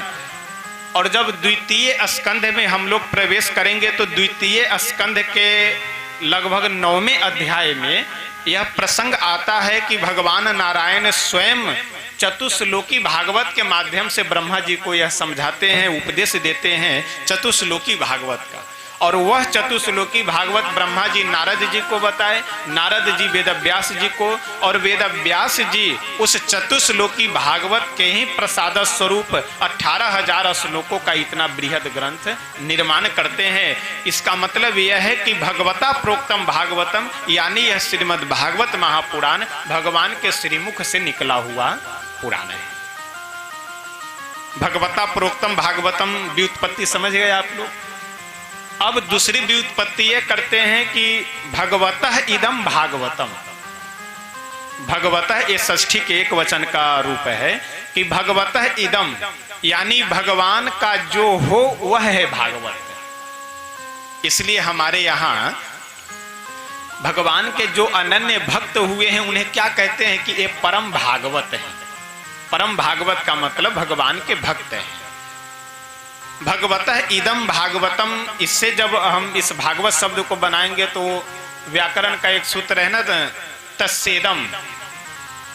तस्सेदम से यहाँ अण प्रत्यय कर करके और आदि वृद्धि कर करके तब भागवत शब्द की व्युत्पत्ति होगी। यानी भगवत है, आदि वृद्धि करेंगे तो भ को भा हो जाएगा, और अण वाला जो अ बचा हुआ है वो त में मिल करके भागवत शब्द निष्पन्न हो जाएगा। भगवतः इदम यानी जो भगवान का हो, यह ग्रंथ ही भगवान का है। और अभी महात्म में जब हम लोग प्रवेश करेंगे तो वहां श्रवण करेंगे कि तेने यम बांगमयी मूर्ति, जैसे मंदिर में हम लोग जाकर के भगवान की प्रतिमा का दर्शन करते हैं, उसी तरह से यह श्रीमद् भागवत महापुराण जो है ये कोई पुस्तक नहीं है, ये लिखे हुए जितने भी श्लोक हैं ये कोई अक्षर नहीं है, ये साक्षात हमारे नंद नंदन का श्री विग्रह है। और श्री विग्रह ये वांगमयी मूर्ति है, शब्दमयी मूर्ति है। एक बहुत सुंदर प्रसंग है, आता है कि एक बहुत ही भगवान के अनन्य भक्त हुए हैं, ब्राह्मण कुल में उनका जन्म हुआ था, जगन्नाथपुरी के पास वह निवास करते थे। श्रीमद् भगवत गीता पे वह टीका लिख रहे थे, और टीका लिखते हुए एक श्लोक है श्रीमद् भगवत गीता का कि अनन्यास चिंतयन्तो माम ये जनाः पर्युपासते तेषां नियुक्ता तेषां अनन्यास चिंतयन्तो माम ये जनाः पर्युपासते, यानी जो अनन्य हो करके हमारी उपासना करते हैं उन सब की तेषां नित्याभियुक्ता नाम योगक्षेमं वहामि। योगक्षेमम वहाम्यहम। यहाँ वहाम्यहम का अर्थ यह होता है, वहाम्यहम मतलब वहन करने वाले, यानी जो ला करके दे। ध्यान दीजिएगा, वहाम्यहम और ददाम्यहम दोनों में अंतर है। ददाम्यहम का मतलब दे देना, अब आप आइए उठा करके ले जाइए। जैसे उदाहरण से समझ लीजिए कि हमने कोई वस्तु आपको दी, अब आपको हम फोन करके बोल दिए या कहीं सामने मिले तो बोल दिए कि भाई साहब आपका गेहूं एक बोरी रखा हुआ है हमारे घर पे, आप आ करके उसे ले जाइएगा। ये क्या हुआ? ये ददाम्यहम हुआ। और उस गेहूं को यदि हम अपने माथे पे उठा करके आपके घर तक पहुंचा दिए तो ये क्या हुआ? ये वहाम्यहम हुआ। तो भगवत गीता में तो भगवान ये कहते हैं कि वहाम्यहम, वहाम्यहम का मतलब पहुंचाना। तो ये जो विप्र देवता थे, जो पंडित जी थे, जो टीका लिख रहे थे, इनके घर में बहुत अभाव था। पढ़े लिखे विद्वान थे, टीका लिख रहे हैं भगवत गीता पे, लेकिन यहाँ ये स्थिति थी घर में कि एक टाइम भोजन बनाने के लिए कोई सामग्री नहीं थी। तो भगवान के इस वाक्य को वह काट दिए, यानी वहाम्यहम को हटा करके वहां ददाम्यहम कर दिए वह पंडित जी, कि भगवान देते तो हैं लेकिन पहुंचाते नहीं। अगर पहुंचाते होते तो हमारे घर में आकर के पहुंचा देते। अब उसे काट करके वहां से गए स्नान करने के लिए, और वहां से नदी में पास में ही जो सरोवर था वहां स्नान करने गए। और इधर प्रभु किए क्या कि एक छोटे से 10-12 वर्ष के बालक का बढ़िया गौर वर्ण रूप बना करके, जब ठाकुर जी ही स्वयं बालक का रूप बना करके आवे तो फिर कहना क्या है। उनके गाल पे एक चिन्ह जैसे किसी को थप्पड़ से मार दिया जाए या किसी लकड़ी से अगर खींच दिया जाए तो जैसे गाल पे चिन्ह हो जाता है, उसी तरह से चिन्ह हो चुका था। और अपने माथे पे बहुत ही भारी वजन का सामान गठरी में बांधे हुए माथे पे लाद करके दरवाजे पे आकर के खड़े हुए, और पंडितानी जी अंदर में थी, और दरवाजे पे खड़े होकर के प्रभु भगवान आवाज देने लगे, अरे माता जी, माता जी। जैसे अंदर से वह माता जी निकली, बाहर देखी कि छोटा सा बालक, अच्छा देखने में भी दिव्य सुंदर है, वैसे उनका ममत्व तो जागृत हो गया। और माथे पे देखी कि वो गठरी बोझा लादे हुए हैं। प्रभु बोले कि माता जी जल्दी से इसे उतारो क्योंकि बहुत भारी लग रहा है। वह तुरंत पंडितानी जी जो थी उतार करके गठरी नीचे रखे और बोली कि अरे बालक, तुम क्यों लेकर के आ रहे हो? कौन तुमको भेजा है? बताओ, तुम अपने शरीर से ज्यादा वजन अपने माथे पे उठा करके ला रहे हो। वह भगवान जो छोटे से बालक का वेश बना करके आए थे, वह बोले कि माता जी, ये पंडित जी हमको भेजे हैं कि जा करके हमारे घर पे पहुंचाइए हूं। अब तो इनका पारा बिल्कुल हाई हो गया कि बताओ, छोटे से बालक। अच्छा, इतने में ध्यान गया गाल पे। वह जो पंडितानी जी थी वो बोली कि अरे बेटा, ये तुम्हारे गाल पे चिन्ह कैसा है? लगता है तुम्हें कोई मारा है। वह बालक के वेश में भगवान बोले कि हाँ हाँ, पंडित जी एक थप्पड़ मारे हैं और बोले हैं कि जाओ सामान हमारे घर पे पहुंचा करके आओ। अब तो और क्रोध बढ़ गया इनका। बताओ, इतने छोटे से बालक, एक तो इतने वजन लाद दिए, इतने बड़े निर्दयी, और ऊपर से एक थप्पड़ भी मार दिए। बताओ, थोड़ी भी दया नाम की चीज नहीं है। अब तो दरवाजे पे ही बिल्कुल क्रोध में आग बबूला हो करके बैठ गई। और बालक का वेश बनाए हुए ठाकुर जी बोले कि माता जी, अब हमें आदेश दीजिए, हम चलते हैं, क्योंकि हमको बहुत जल्दी अपने घर पे जाना है। हमारे माता पिताजी सब राह देख रहे होंगे। प्रभु तो वहां से चले गए। इधर से जब पंडित जी वह स्नान कर करके आए तो दरवाजे पे ही उनकी धर्म पत्नी जी बिल्कुल आग बबूला हुई बैठी हुई थी। और जैसे दरवाजे पे पहुंचे वैसे तुरंत बोली कि आपको दया नाम की थोड़ी चीज है कि नहीं आपके अंदर? पंडित जी बोले, अरे हुआ क्या? बात तो पहले बताओ। बोले, बात बतावे, एक छोटे से बालक के ऊपर इतना वजन लाद दिया और ऊपर से एक थप्पड़ भी मार दिए, इतनी निर्दयता आपके अंदर में है? अब जैसे यह शब्द वह पंडितानी बोली कि छोटे से बालक के ऊपर इतने सामग्री, यानी उसमें क्या है? भोजन सामग्री, दाल चावल आटा घी तेल मसाला, यही सब बंधा हुआ था। तुरंत पंडित जी के नेत्रों से अश्रुधारा बहने लगी और बोली कि भाग्यवान, अरे तुम तो परम सौभाग्यशालिनी हो कि जिनका हम अब तक केवल नाम सुन रहे हैं, जिनका दर्शन करने के लिए हम लालायित हैं, इतने साधन भजन करने के बाद भी जिनका हमें स्वप्न में भी दर्शन नहीं मिला, वह ठाकुर जी तुम्हें प्रत्यक्ष आकर के आज दर्शन दे दिए। वह कोई और नहीं, कोई छोटे से बालक नहीं, वह तो साक्षात ठाकुर जी थे, हमारे श्री नंद नंदन थे, हमारे आराध्य देव थे। और तुरंत गए जा करके जो वहाम्यहम को ददाम्यहम किए हुए थे, उसे ददाम्यहम को काट करके वहाम्यहम किए और बोले कि नहीं नहीं, प्रभु देते नहीं हैं, प्रभु पहुंचाते भी हैं। जब आवश्यकता होगी तो प्रभु पहुंचाते हैं, आवश्यकता होगी तो प्रभु देते हैं। तो इसलिए अगर हमारे आपके हृदय में वह भाव हो, वह समर्पण हो, तो प्रभु अवश्य वहाम्यहम करेंगे, अवश्य ददाम्यहम नहीं, हमें पहुंचाएंगे जो आवश्यकता हो। लेकिन अब समस्या यह है कि हम लोग इतना लंबा लिस्ट थमा देते हैं भगवान को। देखिए, प्रेम के विषय में गोस्वामी तुलसी बाबा कहते हैं कि निर्मल मन जन सो मोहि पावा, मोहि कपट छल छिद्र न भावा। भगवान कहते हैं कि हमें निर्मल मन जन सो मोहि पावा, जो निर्मल मन वाले हैं, निर्मल भक्ति वाले हैं, वही हमें प्राप्त कर सकते हैं। और जो मल युक्त भक्ति वाले हैं वो हमें प्राप्त नहीं कर सकते। मल युक्त भक्ति क्या है? मल वाला भक्ति यह है कि हम लोग पूजा पाठ तो खूब करते हैं, लेकिन प्रभु से पूजा के बाद में बोल देते हैं कि प्रभु गांव में तो घर है ही, मधुबनी में भी, एक सिटी में भी घर हो जाए तो अच्छा होता। चलिए, भगवान की कृपा से मधुबनी सिटी में भी, नगर में भी आपका एक बढ़िया घर बन गया।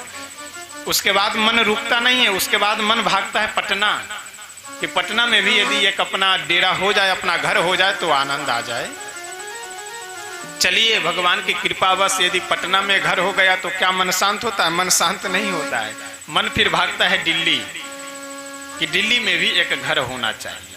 तो हम लोगों की समस्या, और आजकल देखते हैं ना, एक लोटा जल, बहुत अगर श्रद्धा जागृत हुई तो उसमें 2-4 अक्षत रख दिए, उससे भी श्रद्धा और बढ़ी तो 2-4 पुष्प भांग धतूर तोड़ करके रख दिए, उससे भी श्रद्धा और बढ़ी तो एक का सिक्का उसमें डाल दिए और चल देते हैं शंकर भगवान के मंदिर में जल चढ़ाने के लिए। और जैसे घर से निकले वैसे लिस्ट तैयार करना शुरू कर देते हैं, यह भी मांग लेंगे, यह भी मांग लेंगे, यह भी मांग लेंगे, यह भी। चढ़ाना क्या है? एक लोटा जल। और मांगना क्या है? कि कम से कम बेटे को एक सरकारी नौकरी हो जाए, हम बीमार रह रहे हैं तो वो भी सही हो जाए, और बेटे को कोई बेटा नहीं हो रहा है तो नाती भी एक हो जाए, पोता भी हो जाए, यह भी हो जाए, वो भी हो जाए। और चढ़ाना क्या है? तो एक लोटा जल। अगर शंकर भगवान हिसाब किताब करने लगे तो त्रिशूल लेकर के दरवाजे पे खड़े मिलेंगे कि चढ़ाना है तुमको एक लोटा जल और मांग रहे हो दुनिया भर की चीजें। लेकिन प्रभु की यह कृपा है, प्रभु की यह विशेषता है कि वो वस्तु पे ध्यान न दे, भाव पे ध्यान देते हैं। इसलिए हम लोग चाहे पत्रम पुष्पम फलम तोयम यो में भक्त्या प्रयच्छति, पत्र पुष्प फल जो कुछ भी हम लोग प्रभु को दे देते हैं, वह प्रेम से सहर्ष प्रभु स्वीकार कर लेते हैं। यह भगवान की विशेषता है। प्रसंग आ गया तो एक बात और भी मैं निवेदन कर दूं कि जब विश्वामित्र बाबा के साथ में प्रभु बक्सर से जनकपुर आ रहे थे तो रास्ते में अहिल्या जी का आश्रम दिखाई पड़ा। जब अहिल्या जी के आश्रम के पास से विश्वामित्र जी निकलने लगे तो मस्तक झुका लिए, आश्रम की ओर देखे नहीं, आगे बढ़ने लगे। लेकिन प्रभु विश्वामित्र जी से बोले कि गुरुदेव, यह आश्रम कैसा है?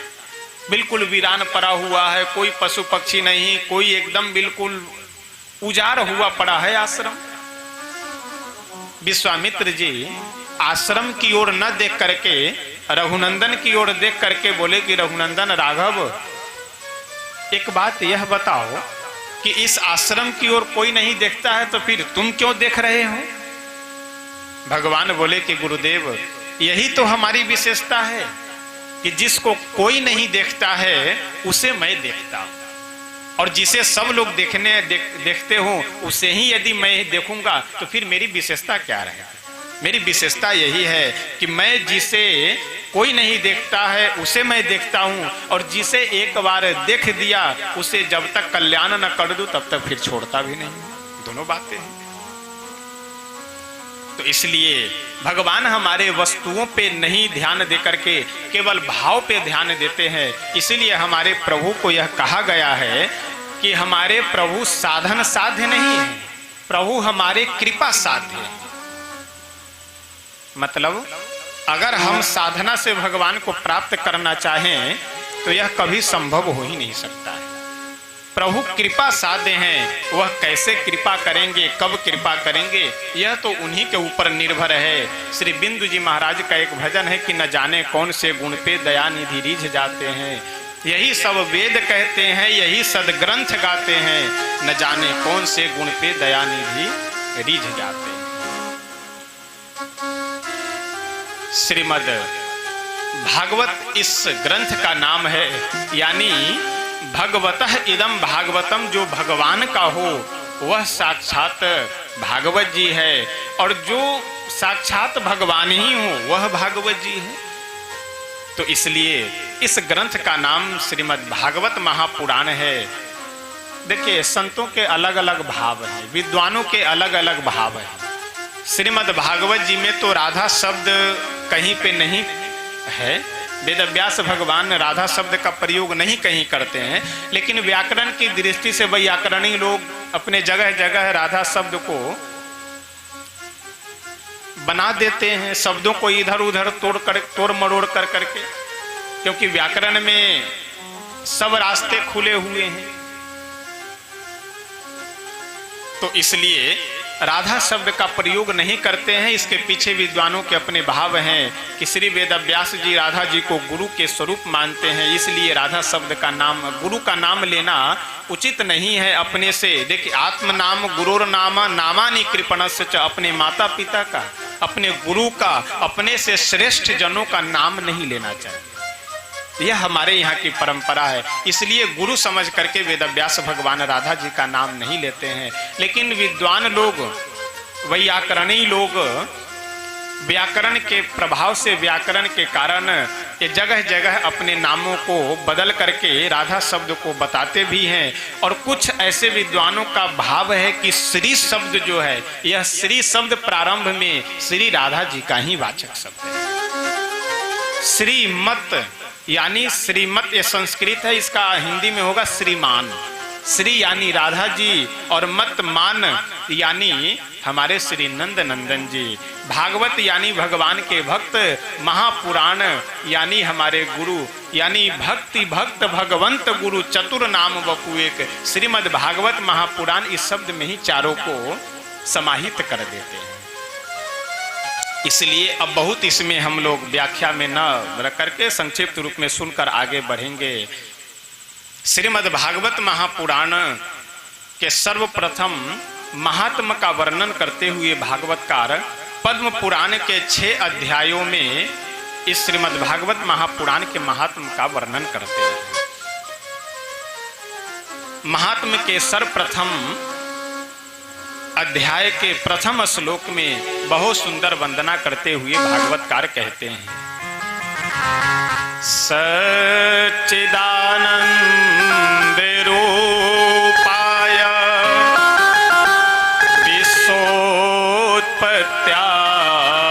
विश्वोत्पत्त्यादि हेतवे तापत्रय विनाशाय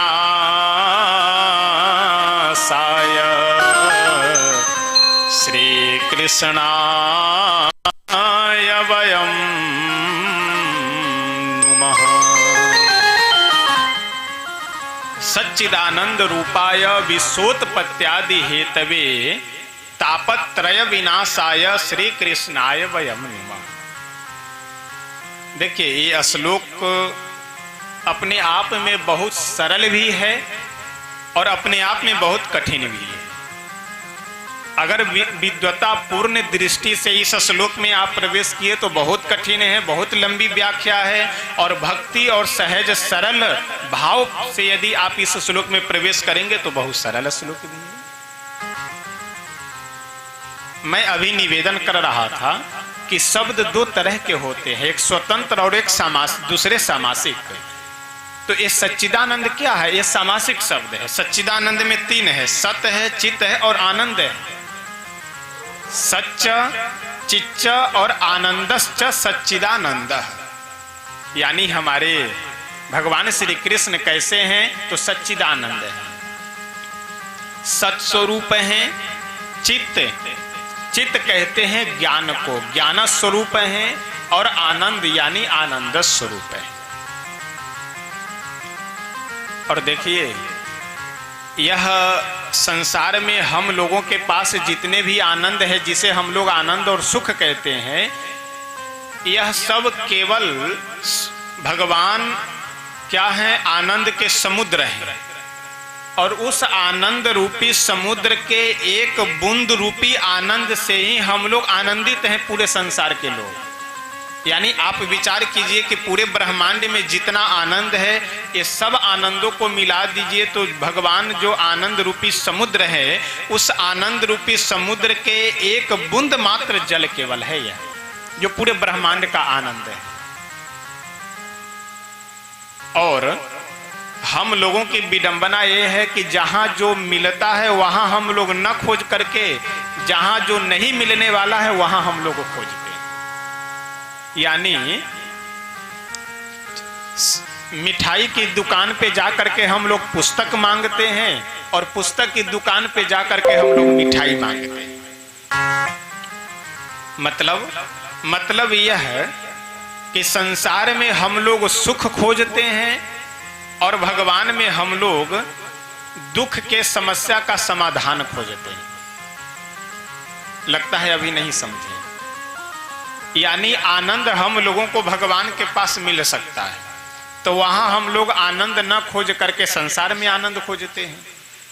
और जहां पे हम लोगों को दुख मिल सकता है, यहां हम लोग सुख खोज रहे हैं, और जहां पे सुख मिलता है वहां हम लोगों को दुख लगता है। यानी किन्हीं से कह दीजिए कि भैया 10 मिनट कम से कम समय निकाल करके आप भगवान का नाम जप कीजिए। अच्छा, क्या बतावे, इतना काम है कि फुर्सत ही नहीं है। और अधिकतर लोगों की ये भाषा रहती है कि बस कुछ नहीं, हम बस कुछ ऐसे काम है, वो काम खत्म हो जाए उसके बाद तो फिर भजन ही भजन करना है। एक बेटी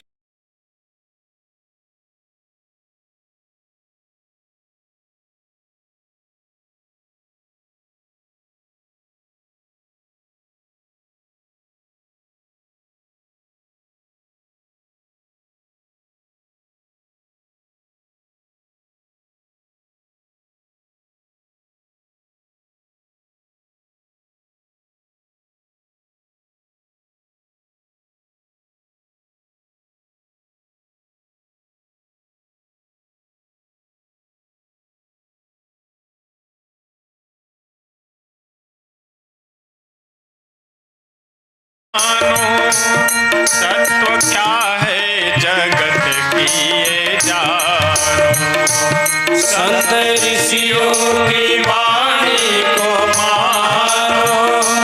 तत्व क्या है जगत का ये जानो, उसका 84 फंद जाए कट है, उसका 84 लाख जाए फंद है। उसे हर घड़ी आनंद ही आनंद है, जिसके जीवन में सत्संग है, उसे हर घड़ी आनंद है आनंद।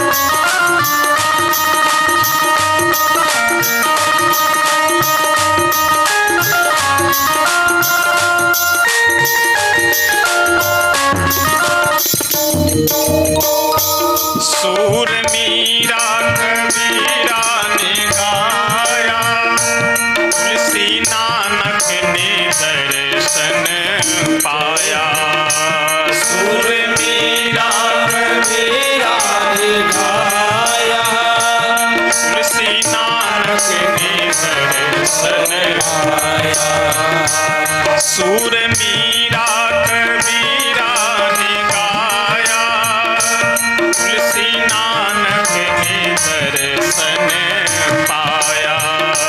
सूर मीरा कबीरा ने गाया, तुलसी नानक ने दर्शन पाया। जिनके हृदय में राम नाम बंद है, जिनके हृदय में राम नाम बंद है, जिनके हृदय में कृष्ण नाम बंद है, जिनके हृदय में कृष्ण नाम बंद है, उसे हर घड़ी आनंद ही आनंद है। जिसके जीवन में मिला सत्संग है, उसे हर घड़ी आनंद ही आनंद।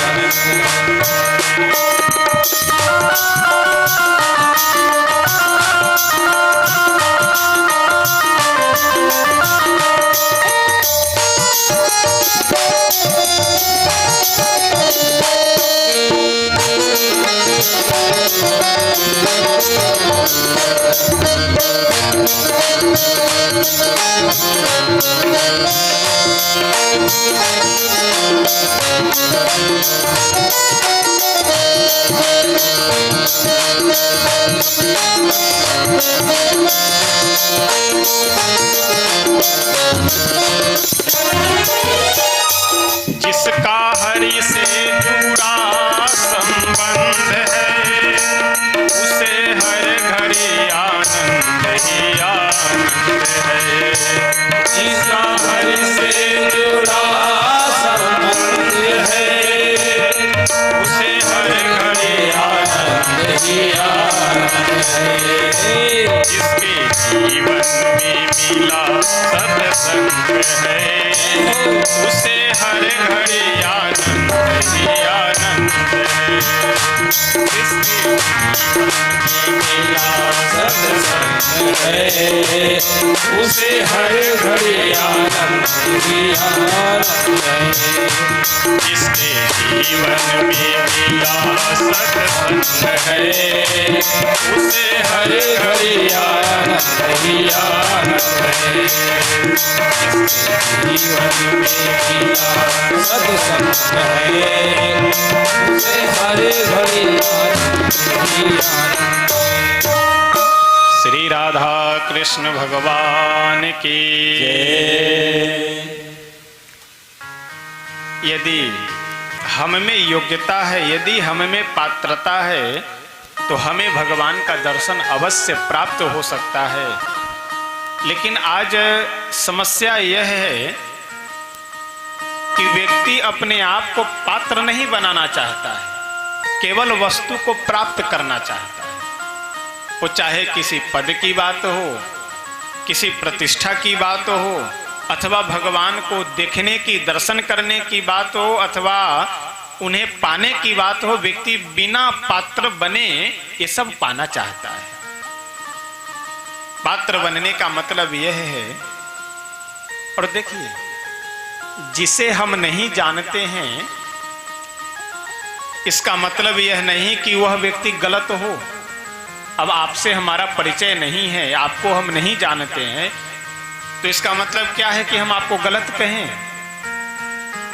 बहुत से ऐसे लोग हैं, हम सब लोगों में से, अब स्वयं हमारी ही बात है, मैं आज तक कभी कहीं किसी विदेश नहीं गया हूँ, अमेरिका में नहीं गया, तो क्या यदि मैं यह कह दूं कि अमेरिका इस पृथ्वी पे है ही नहीं, ये उचित है? अब हमारी समझ से हमारे पास पैसे नहीं है, वीजा नहीं है जाने के लिए, क्यों वहां पे जाएं? तो अगर हमारी यह योग्यता नहीं है कि हम भगवान को देख सके, हमारी यह पात्रता नहीं है कि हम भगवान का दर्शन कर सके, उनकी कृपा प्राप्त कर सके, इसका मतलब यह है कि भगवान होते नहीं हैं। और आजकल तो तमाम लोगों को मैं देखता हूं कि तुरंत अरे भागवत जी में क्या लिखा हुआ है, अरे क्या लिखा है नहीं लिखा है ये बाद की बात है, सही लिखा है या गलत लिखा है ये बाद की, पहले एक बार पढ़ तो लो। लेकिन आदमी आज बिना पढ़े, चाहे वो श्री रामचरितमानस हो अथवा श्रीमद् भागवत महापुराण हो, एक दो कहीं का कोई प्रसंग, कहीं का कोई श्लोक तोड़ मरोड़ करके उसे प्रस्तुत करके और बता देते कि यही लिखा है और कुछ है ही नहीं है। तो देखिए, समुद्र में गोता लगाने वाला व्यक्ति, जितने भी गोताखोर होते हैं, तो कुछ गोताखोर तो गहराई में डुबकी लगाते हैं और मणि आदि लेकर के बाहर निकलते हैं, और कुछ गोताखोर ऐसे होते हैं कि जो घोंघा सिथुआ समझ रहे हैं ना, घोंघा सिथुआ लेकर के वो सब बाहर निकल जाते हैं। तो ये हमारी आपकी विशेषता है, ये आपके ऊपर निर्भर करता है कि आप श्री रामचरितमानस रूपी समुद्र में, श्रीमद् भागवत रूपी समुद्र में यदि डुबकी लगाते हैं तो आप मणि लेकर के निकलते हैं कि घोंघा सिथु लेकर के निकलते हैं। तो इसलिए विशेषता यह है कि मणि लेकर के निकला जाए। श्रीमद् भागवतकार बहुत सुंदर वर्णन करते हुए कहते हैं कि सौनकादिक 88,000 ऋषि नैमिषारण्य, जो वर्तमान समय में उत्तर प्रदेश के सीतापुर डिस्ट्रिक्ट में नैमिषारण्य तीर्थ विराजमान है, उस नैमिषारण्य तीर्थ में 88,000 सौनकादिक ऋषि 1000 वर्षों तक चलने योग्य यज्ञ का ये सब आयोजन किए हुए हैं, और उनके यज्ञ में सब व्यवस्थाएं हैं, सब लोग उपस्थित हो चुके हैं, यज्ञ भी बहुत निर्विघ्नता पूर्वक संपन्न हो रहा है। लेकिन 88,000 सौनकादिक ऋषि चिंतित हैं। चिंतित क्यों हैं? क्योंकि भगवान की कथा नहीं हो रही है। लेकिन सबके उर अंतर बसहूं जानहूं भाय कुभाय, भगवान सबके हृदय में बसने वाले हैं। जब देखे कि सौनकादिक ऋषि हमारी कथा सुनने के लिए लालायित हैं, उत्सुक हैं, इच्छुक हैं, उनके अंदर में यह लालसा है कि हम भगवान की कथा सुने, तो चलो कथावाचक भेज दे रहे हैं। 18 पुराण के ज्ञाता, भगवान के समस्त कथाओं का, भक्तों के समस्त कथाओं का, चरित्रों का चिंतन मनन करने वाले, ज्ञान रखने वाले परम भागवत श्री सूत जी महाराज को भगवान प्रेरित कर करके नैमिषारण्य में भेजे। श्री सूत जी को जैसे सौनकादिक ऋषि देखे, सब आनंदित हो गए, प्रसन्नचित्त हो गए कि हम लोगों के हृदय में जो लालसा थी वो पूरी हो जाएगी। श्री सूत जी को बढ़िया व्यास गद्दी पे बिठा करके, और सौनकादिक ऋषि बोले कि हे सूत जी, आप हमसे वह साधन बताइए कि कृष्ण प्राप्ति करम शश्वत साधनम तद बदात, वह साधन हमें बताइए कि जिससे भगवान श्री कृष्ण की अत्यंत शीघ्रता पूर्वक प्राप्ति हो जाए। श्रेयसाम यद भवेत् श्रेयः पावना नाम च पावनम कृष्ण प्राप्ति करम शश्वत साधनम तद बदात। श्रेयसाम यद भवेत् श्रेयः पावना नाम च पावनम, यानी जो कल्याण को भी कल्याण करने वाला, पावन को भी पावन करने वाला, वह साधन हमें बताइए। हनुमान नाटक जब श्री हनुमान जी महाराज लिखना आरंभ किए, तो हनुमान नाटक के मंगलाचरण में ही हनुमान जी बहुत सुंदर श्लोक लिखते हैं। क्या कहते हैं? राम नाम की वंदना करते हुए श्री हनुमान जी महाराज कहते हैं कि कल्याणा नाम निधानम कलिमल मथनम पावनम पावनानाम पाथेयम यन मुमुक्षोः सपदि परम पद प्राप्तये प्रस्थितस्य विश्राम स्थानमेकं कविवर वचसाम जीवनम सज्जनानाम बीजम धर्मद्रुमश्च प्रभवतु भवताम भूते राम नाम। राम नाम की वंदना करते हुए हनुमान जी क्या कहते हैं? कल्याणा नाम निधानम, यानी कल्याण के भी निधान, यानी कल्याण को भी कल्याण करने वाले हैं। कौन? राम नाम। पावनम पावना नाम, यानी पावन को भी पावन करने वाला है भगवान का नाम और भगवान की कथा। ठीक वही प्रश्न यहाँ सौनकादिक ऋषि कर रहे हैं कि श्रेयसाम यद भवेत् श्रेयः, यानी कल्याण का भी कल्याण करने वाला वो कौन सा साधन है। और इस कलयुग में सांसारिक जीवों का कल्याण हो सके, साधारण सरल तरीके से, सरल साधन से, साधारण साधन से, ऐसा साधन आप हमें कृपा कर करके बताइए। श्रीमद् भागवत कार वर्णन करते हुए कहते हैं कि सूत जी बोले कि शौनकादिक ऋषियों, मैं समझ गया आप भगवान की कथा सुनना चाहते हैं, लेकिन ये कहते हैं ना कि नाक सीधा ना पकड़ करके नाक घुमा करके पकड़ना।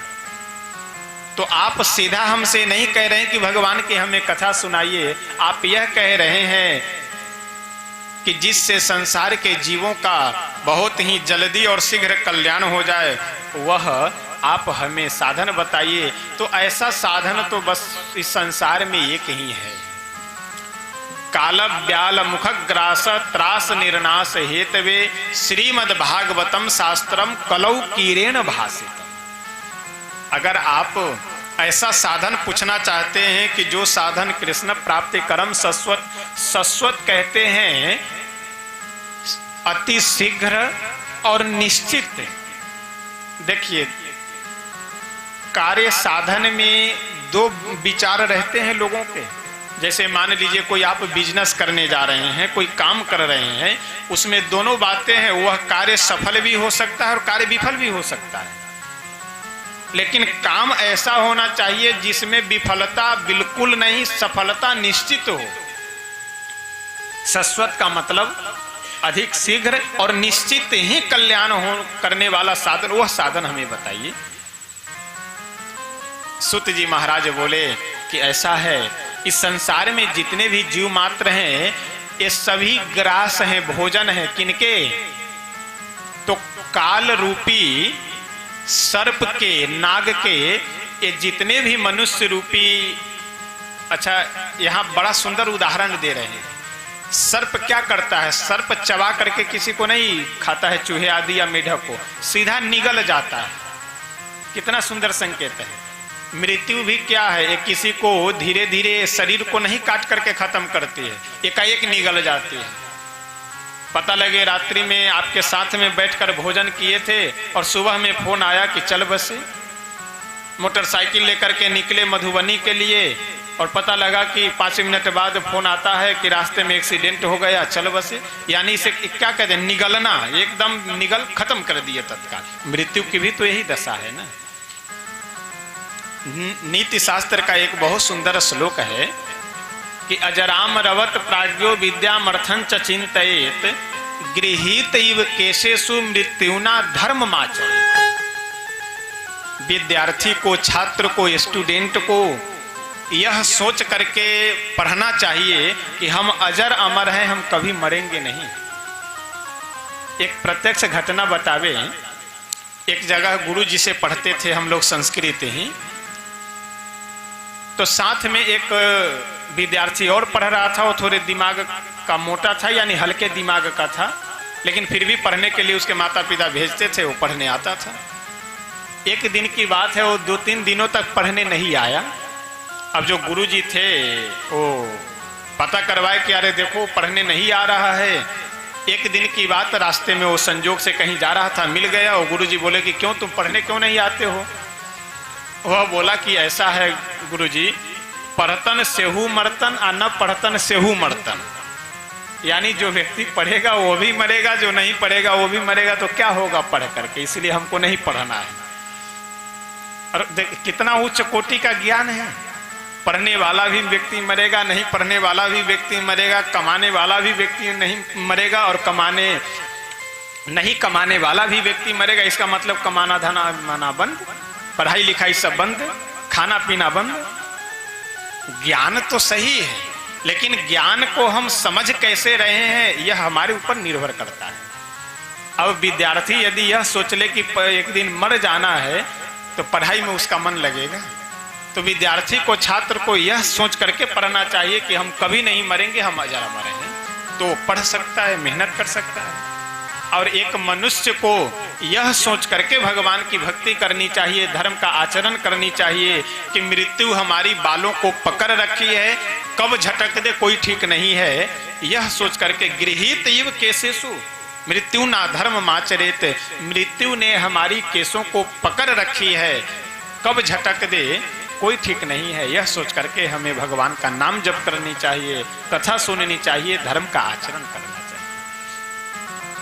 सुत जी कहते हैं कि काल ब्याल मुख ग्रास, जितने भी जीव मात्र हैं इस संसार में, ये सारे के सारे जीव काल रूपी ब्याल के मुख का ग्रास हैं।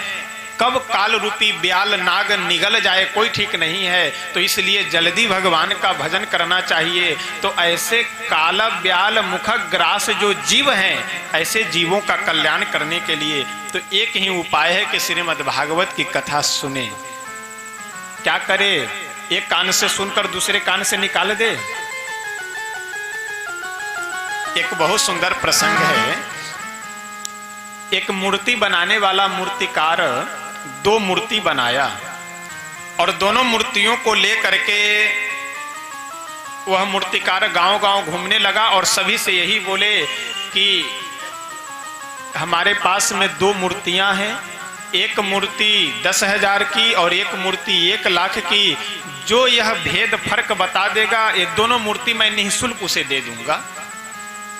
अब लोग यह सुन करके आवे, दोनों मूर्तियों को उठाकर देखे, वजन एक जैसी, दोनों मूर्ति एक धातु की बनी हुई, आकार प्रकार में एक जैसी, सकल सूरत भी दोनों मूर्ति की एक जैसी, लंबाई गोलाई मोटाई सब एक जैसी। अब लोग बहुत बुद्धि लगावे लेकिन किसी की बुद्धि काम न करे।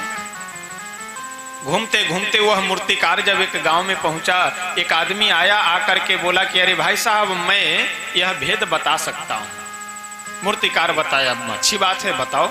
अपने घर में वह सज्जन गया। अच्छा, वह सत्संगी व्यक्ति था। सत्संग में जाना, कथा सुनना, संतों के संग बैठना, भगवान के भक्तों के संग बैठना, कुछ अच्छी बातें, कथा भगवान की, सत्संग की बातें सुनता था। घर में गया और एक धागा लेकर के आया। एक मूर्ति को उठाया, धागे को दाहिने कान में जैसे रखा और अंदर धागे को डालता गया, सो धागा दूसरे कान से बाहर निकल जाता। यानी दाहिने कान में जैसे धागे को डाला तो बाएं कान से धागा बाहर निकल गया। वह सत्संगी व्यक्ति बोला कि मूर्तिकार कारीगर, ये जो तुम्हारी मूर्ति है ये 10,000 की मूर्ति है, ठीक। दूसरी मूर्ति के कान में जैसे ही धागा डाला तो वह दूसरे कान से धागा बाहर नहीं निकली, वह सारी की सारी धागाएं अंदर चली गई, यानी हृदय में चली गई। सत्संगी व्यक्ति बोला कि मूर्तिकार, यह जो तुम्हारी दूसरी मूर्ति है यह 1 लाख की मूर्ति है। मूर्तिकार बोला कि हाँ, बिल्कुल तुम सही जवाब दिए, लेकिन तुम पहचाने कैसे कि ये 10,000 की है और ये 1 लाख की है? सत्संगी व्यक्ति बोला कि ऐसा है, पहले मूर्ति के कान में हमने धागे को डाला और वह धागा दूसरे कान से बाहर निकल गई, हमने समझ लिया कि ये 10,000 की है। और दूसरी मूर्ति में जब हमने धागे को डाला वह धागा अंदर को चली गई, हृदय में चली गई, हमने समझ लिया कि यह मूर्ति 1 लाख की है।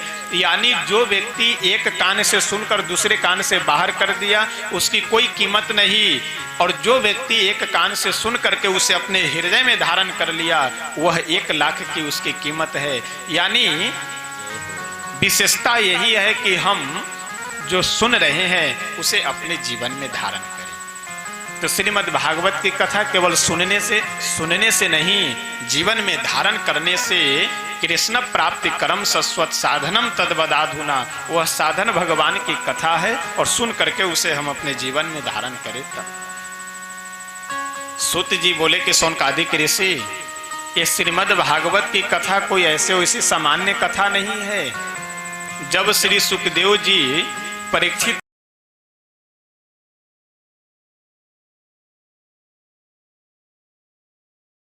यह कथा सुनाना आरंभ करने वाले थे, उसी समय देवता लोग अमृत का कलश लेकर के आए और श्री सुखदेव जी से बोले कि हे सुकाचार्य जी, यह जो कथा आप परीक्षित को सुनाने जा रहे हैं, सो मैं अमृत लेकर के आया हूँ, परीक्षित को अमृत पिला दीजिए। तो तक्षत नाग क्या कोई भी नाग काटे इनकी मृत्यु नहीं होगी, और जो श्रीमद् भागवत की कथा रूपी अमृत इन्हें पिलाने जा रहे वह आप हमें पिला दीजिए।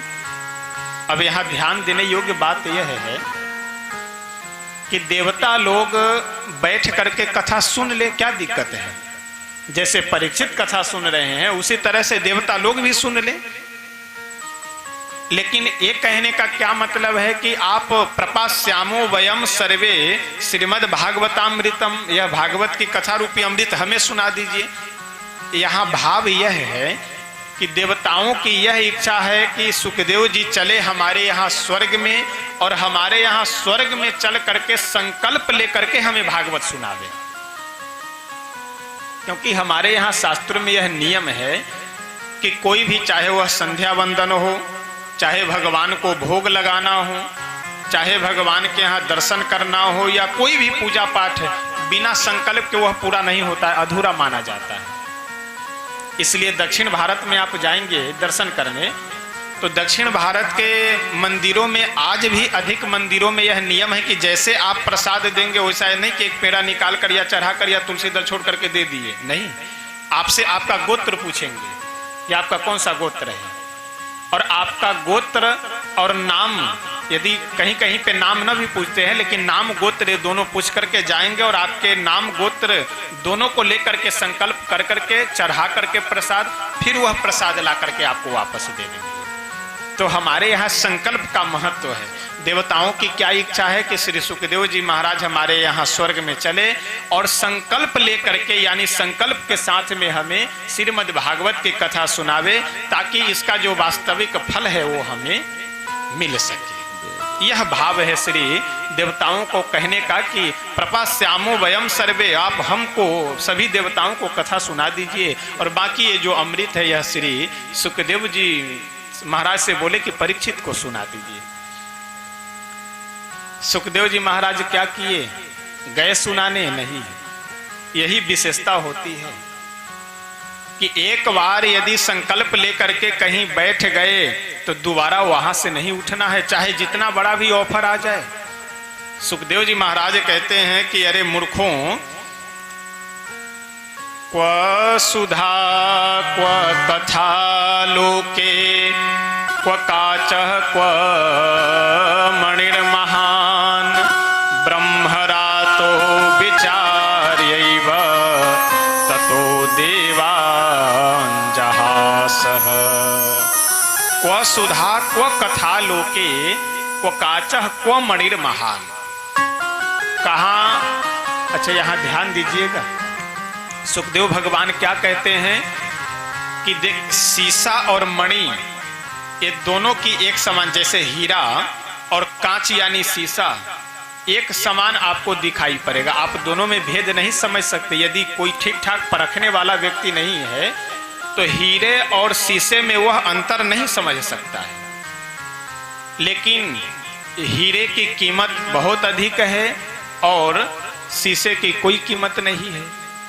सुखदेव भगवान बोले कि हे देवताओं, तुम जो अमृत लेकर के आए हो, ये तुम्हारा अमृत क्या है, ये शीशे के समान है, कांच के समान है, और यह जो भगवान की कथा है, श्रीमद् भागवत कथा रूपी जो अमृत है, ये क्या है, ये हीरे के समान है। तो जैसे शीशे और हीरे की कोई आपसी तुलना नहीं है, उसी तरह से तुम्हारे इस अमृत और इस भागवत कथा रूपी अमृत दोनों की कोई तुलना नहीं है। इसलिए देवताओं का उपहास करके और श्री शुकाचार्य जी महाराज सबको डांट कर फटकार कर वहां से भगा दिए कि चले जाओ, तुम यहाँ तुलना करने के लिए आए हुए हो। श्री सूत जी बोले कि सौनकादिक ऋषियों, जानते हैं आप लोग, श्रीमद् भागवत की कथा सुन करके जब सुखदेव जी को मोक्ष की प्राप्ति हुई तो ब्रह्मा जी यह देख करके आश्चर्य में पड़ गए कि अरे राम राम, बताओ, एक ग्रंथ की कथा सुन करके सुखदेव जी को मोक्ष की प्राप्ति हो रही है, इसका मतलब श्रीमद् भागवत का बहुत ही महत्व है। श्री सूत जी बोले कि ऐसा है, राज्यो मोक्षम तथा वीक्ष्य पुरा धाता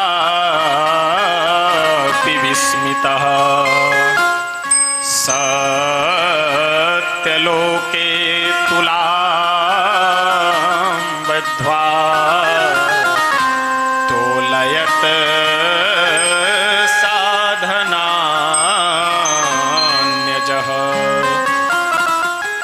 ब्रह्मा जी जब यह देखे कि श्रीमद् भागवत की कथा सुन करके परीक्षित को मोक्ष मिल रहा है, तो संसार के जितने भी साधन हैं, योग जप तप यज्ञ जितने भी है, उन सब के पुण्यों को, सभी साधन को एक तराजू के पलड़े पे रख दिए, दूसरे पलड़े पे केवल श्रीमद् भागवत के पुण्य को रख दिए। लेकिन आश्चर्य की बात, संसार के सारे साधनों का पुण्य दूसरे पलड़े पे रख दिए, लेकिन संसार के जितने भी साधन थे वह पलड़ा ऊपर को रहा और श्रीमद् भागवत जी के पुण्य रूपी जो पलड़ा है वह नीचे की ओर दबा हुआ था।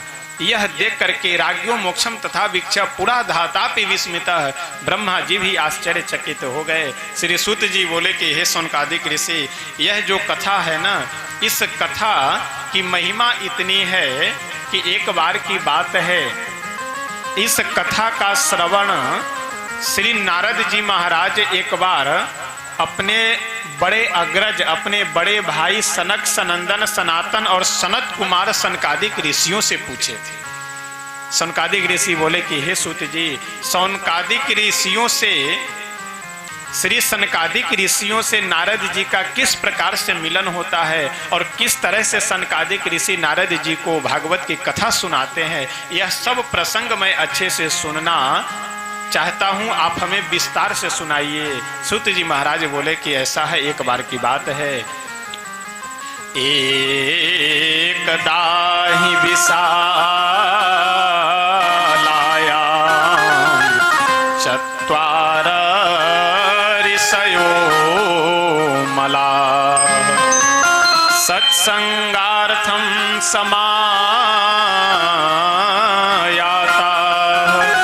ददृशोस्तत्र नारदम्।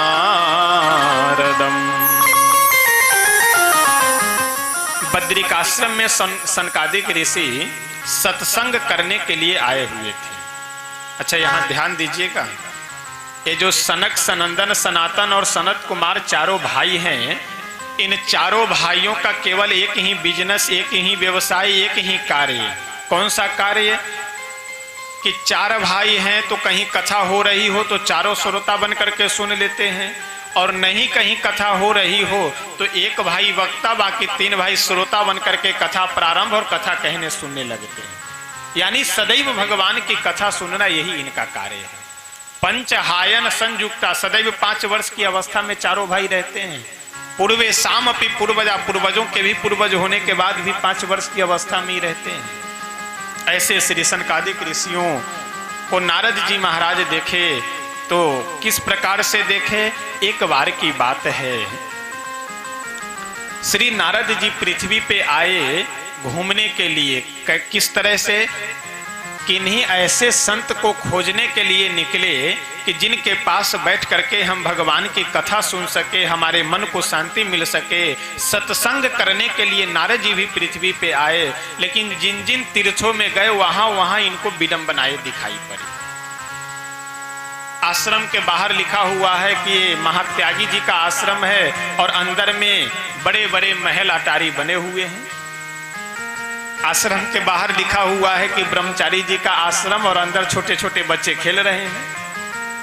यह सब जब वो विचित्र दृश्य दिखाई पड़ा नारद जी को तो सोच लिए कि यहाँ तो लिखा कुछ और है, हो कुछ और रहा है, तो इसलिए यहाँ ठीक नहीं है। घूमते फिरते वृंदावन पहुंचे। वृंदावन जब गए तो वृंदावन में जमुना जी में जब जाकर स्नान किए और स्नान करके जैसे वहां से जाना चाह रहे थे, वैसे यमुना जी के तट पे एक बड़ा ही विचित्र दृश्य दिखाई पड़ा। दृश्य क्या है कि एक नवयुवती महिला अपने गोद में 2 वृद्ध पुरुषों के मस्तक को रख करके और दोनों नेत्रों से अश्रुधारा बहा रही है, रो रही है। उसके आसपास में बहुत सी स्त्रियां खड़ी है, कोई पंखा झल रही है, कोई जल लेकर के खड़ी है। यह दृश्य देख करके नारद जी मन में एक बार सोचे कि चलकर पूछना चाहिए, लेकिन फिर सोचे कि बाबाओं को महिलाओं के बीच में बिना बुलाए बिना कहे नहीं जाना चाहिए। तो जैसे वहां से मुड़ करके चले वैसे तुरंत वह जो महिला अपने गोद में 2 वृद्ध पुरुषों के मस्तक को रख करके रो रही थी, वो दूर से आवाज देती है, भो भो साधो क्षणम तिष्ठ मच्चिंतामपि नाशय दर्शनं तव लोकस्य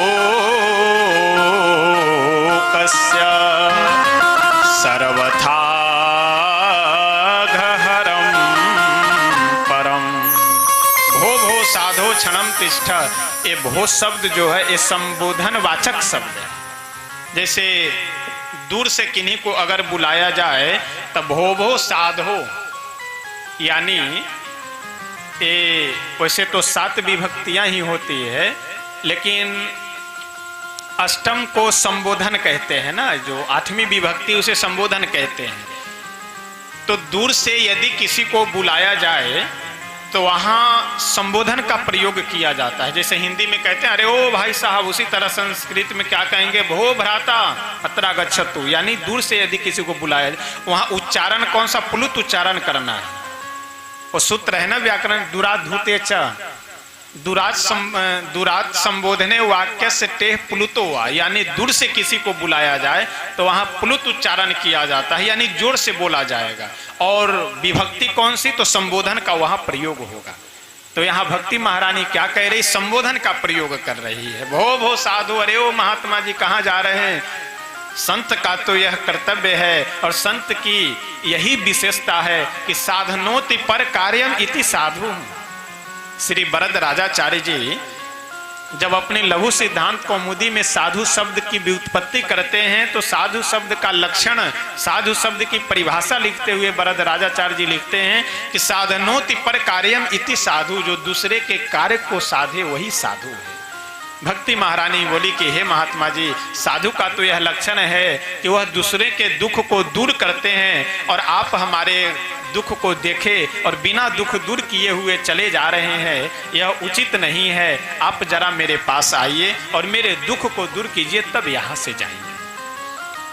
नारद जी महाराज पास में आए और आकर के पूछते हैं, कासे त्वं का विमोचे माह नार्यः का पद्मलोचनाः वद देवी सविस्तारं स्वस्य दुःखस्य कारणम्। काशी तुम कौन हो। का विमोचे माँ, ये तुम्हारे गोद में जो दोनों वृद्ध पुरुष हैं, कौ इमौ, ये दोनों कौन हैं। और नार्यः का पद्मलोचना, ये तुम्हारी आसपास में जो पद्मलोचना स्त्रियां खड़ी है, ये सब कौन है। भक्ति महारानी बोली कि अहम भक्ति रीति ख्याता इमौ में तनयौ मतौ ज्ञान वैराग्य नामानौ काल योगे न जर जरौ। ये दोनों हमारे जो गोद में पुरुष हैं, ये दोनों मेरे पुत्र हैं और मैं इनकी माँ हूँ। मेरा नाम है भक्ति और ये दोनों मेरे पुत्र हैं। एक का नाम ज्ञान, दूसरे का नाम है वैराग्य। अब नारद जी और आश्चर्यचकित की बताओ, माँ को वृद्धा होनी चाहिए, पुत्र को नवयुवक होना चाहिए, और यहाँ माँ नवयुवती है और पुत्र वृद्ध है। अजीब दृश्य है। भक्ति महारानी बोली कि नारद जी, इसका कारण है। कारण यह है कि वृंदावन में भक्ति की पूंछ तो है, ज्ञान वैराग्य का कोई पूंछ नहीं है। इसीलिए वृंदावन में आकर के मैं नवयुवक, वैसे मेरा जन्म तो दक्षिण में हुआ, लेकिन कई राज्यों में घूमती फिरती, कहीं मैं वृद्ध हो जाऊं, कहीं मेरे ये दोनों ज्ञान वैराग्य पुत्र नवयुवक हो जाए, लेकिन घूमते फिरते मेरे मन को कहीं शांति नहीं मिली, तो मैं वृंदावन में आई। लेकिन वृंदावन के जितने भी भक्त हैं वो भक्ति का तो आदर करते हैं, लेकिन ज्ञान वैराग्य का आदर नहीं करते हैं। इसीलिए ये मेरे दोनों ज्ञान वैराग्य जो पुत्र हैं ये वृद्ध हो गए हैं। नारद जी बोले तो मैं अभी इन्हें जवान बना देता हूँ। और वेद मंत्रों का पाठ किए, उपनिषद के मंत्रों का पाठ किए, 108 उपनिषद सुना डाले, चारों वेद सुना डाले, अंत में श्रीमद् भगवद गीता जी के 700 श्लोकों का पाठ कर करके सुना दिए। और गीता पाठैर मुहुर्मुहुः, बार बार श्रीमद् भगवद गीता का श्लोकों का पाठ करके सुनाए, लेकिन फिर भी जब ज्ञान वैराग्य नहीं जगे तो अब नारद जी परेशान कि अब करें तो क्या करें। इतने में आकाशवाणी हुई कि हे नारद जी, आप सत्कर्म कीजिए। अब और परेशानी कि क्या मैं अब तक वेद मंत्रों का पाठ कर रहा था, उपनिषद के श्रीमद् भगवद गीता जी के मंत्रों का पाठ, ये सब सत्कर्म नहीं है। यदि यह सत्कर्म नहीं है तो सत्कर्म है कौन, और सत्कर्म यदि कुछ और है तो बताएंगे कौन। यह सोच करके नारद जी वहां अपने मन में विचार किए। भक्ति महारानी से बोले कि आप चिंता मत कीजिए, मैं आपको इस संसार के प्रत्येक जीवों के हृदय में बैठाने का प्रयास करूंगा। बिल्कुल, यदि आपको मैं सुख नहीं प्रदान कर सका, यदि आपको मैं लोगों में, इस संसार के लोगों में स्थापित नहीं कर सका, तो तदा नाहम हरेर दासो, मैं भगवान का दास नहीं कहूँगा। आज के बाद ये जो कंठी माला सब है मैं निकाल करके फेंक दूंगा, यदि मैं तुम्हें इस संसार में स्थापित नहीं कर पाया तो। भक्ति महारानी नारद जी के सामने हाथ जोड़ करके बहुत सुंदर कहती है कि नारद जी, भाग्योदयेन बहुजन्म समर्जितेन सत्संगमं च लभते पुरुषो यदा वै अज्ञान हेतु कृत मोहमदान्धकार नासं विधाय हि तदोदयते विवेकः।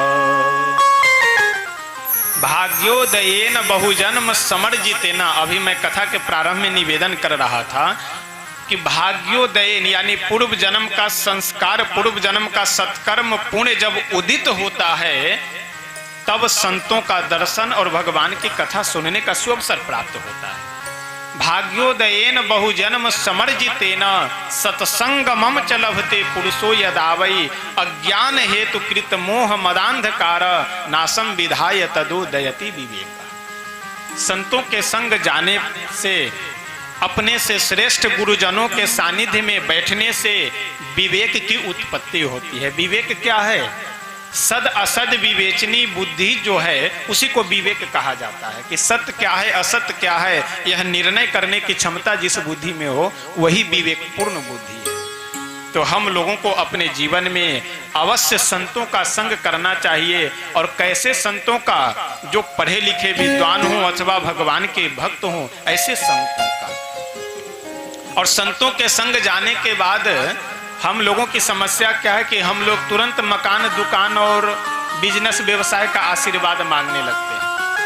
और कई लोग तो बड़े विचित्र, हम लोग के सामने तो ज़्यादा समस्या, महाराज जी बहुत बीमार हम रहते हैं, तो भैया महाराज जी कहाँ दवाई लेकर के घूम रहे हैं कि आपको दवा दे दे।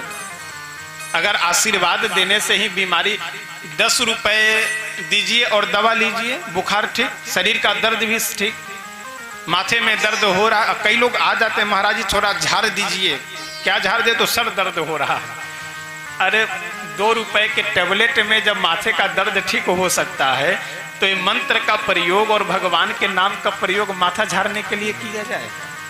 तो इसलिए संतों के पास जाने के हम लोगों की समस्या ये है कि तुरंत हम लोग सांसारिक वस्तुओं का मांग करने लगते हैं, लेकिन ऐसा नहीं है। संतों के पास जाइए तो हम कैसे पूजा करें, कैसे हम अपने जीवन को सतमार्ग पे चलाएं, कैसे हम भगवान की ओर आगे बढ़े, यह प्रयास करना चाहिए हम लोगों को सीखने के लिए। तो आइए, एक बहुत सुंदर कबीर बाबा का भजन है, बस इसी को गा करके फिर वाणी को विराम देंगे। और कल से कथा कितने, 4 बजे से ही? हाँ ठीक है, 4 बजे से 8 बजे तक। और देखिए हम स्वतंत्र कथावाचक हैं थोड़े, तो इसलिए समय के अनुसार लकीर का फकीर बनने की आवश्यकता नहीं है। थोड़े आधे घंटे यदि आगे पे यदि आप लोग बैठे रहे सुनाने के लिए तो हमें सुनाने में कोई दिक्कत नहीं है, यदि आप लोग बैठे रहेंगे सुनने के लिए। और हमारा ये प्रयास रहता है कि यदि आप कथा में बैठे हैं तो आपको ये आभास न हो कि मेरा मन उब रहा है, अब कब ये बंद करते, कब हम चले जाते। क्योंकि कथा का मतलब है, कथा में यदि बैठे तो मन प्रसन्न होकर के जाना चाहिए, लगे कि यहाँ कथा सुन करके आए हैं। और कथा से जाने के बाद भी मुंह लटका हुआ हुआ रे राम राम, 3 घंटा बैठे बैठे शरीर में दर्द कमर में, तो फिर कथा का मतलब नहीं है। कथा का मतलब कि मन प्रसन्न होकर के कथा से जाए। हमारा ये प्रयास रहता है कि कथा सुन करके हमारा मन तन सब आनंदित हो जाना चाहिए। तो आप लोग यदि आनंद से, प्रेम से यहाँ बैठेंगे शांति से, तो अवश्य आपको आनंद की प्राप्ति होगी, हमें भी आनंद की प्राप्ति होगी। तो इसलिए आधा घंटे, 1 घंटे, 10 मिनट आगे पीछे हो तो उसके लिए कोई परेशान होने की आवश्यकता नहीं है। काम धंधा तो फिर 7 दिन के बाद वह करना ही है, तो इसलिए कामों को भी अगर हो तो आधे घंटे आगे पीछे। भोजन आदि में रात्रि में समस्या हो सकती है, तो भोजन जो आप 8 बजे करते हो तो 9:30 बजे कर दीजिए, तो इससे कोई आपका वजन भी कम नहीं होगा और आप कमजोर भी नहीं होंगे 2-4 दिन में।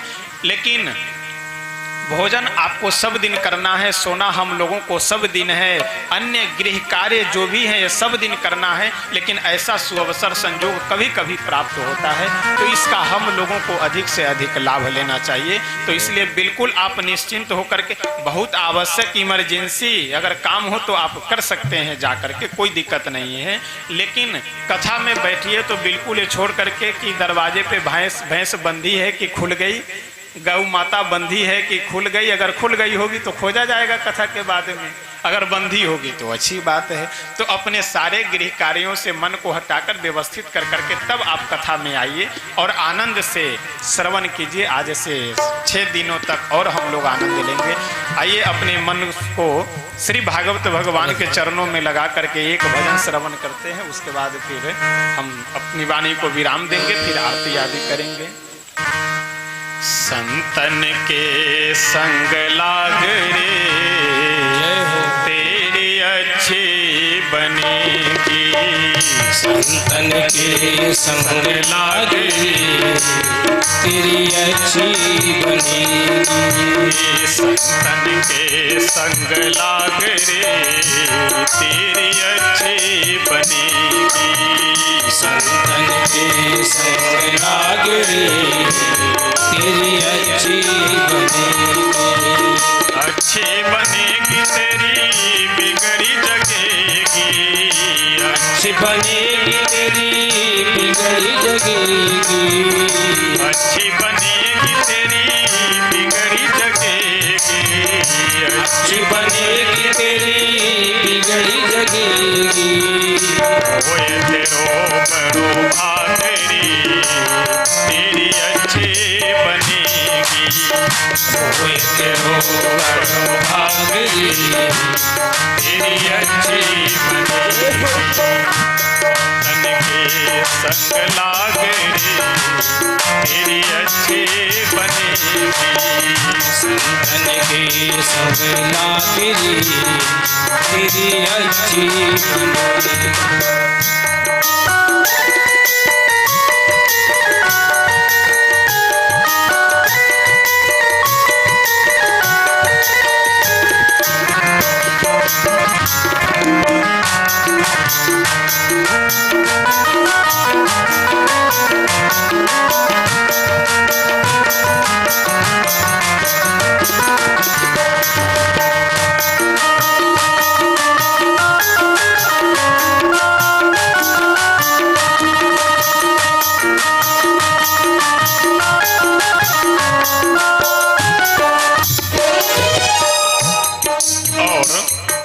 अगली पंक्ति में कबीर बाबा हम लोगों को बता रहे हैं कि संतों के पास जाकर क्या करना चाहिए।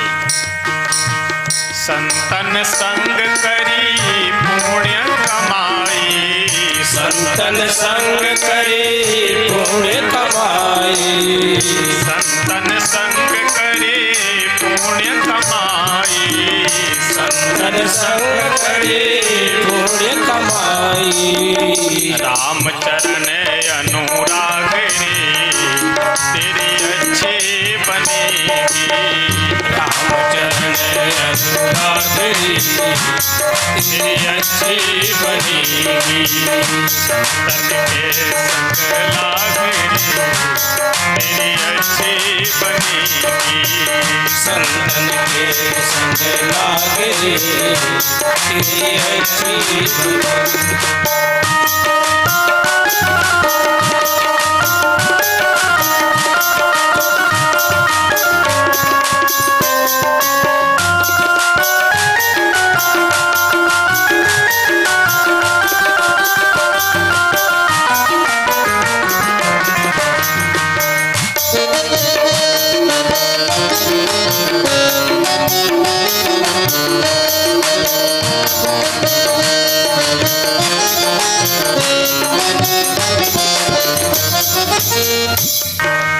अधिकतर लोगों की यह स्वाभाविक विचार होता है कि मनुष्य उदाहरण खोजता है। जैसे किसी को यदि कहा जाए कि आप फलाने डॉक्टर के पास जाकर अपना इलाज करवाइए, तुरंत पूछेगा कि वहाँ जाने से किसी की ठीक हुई है क्या।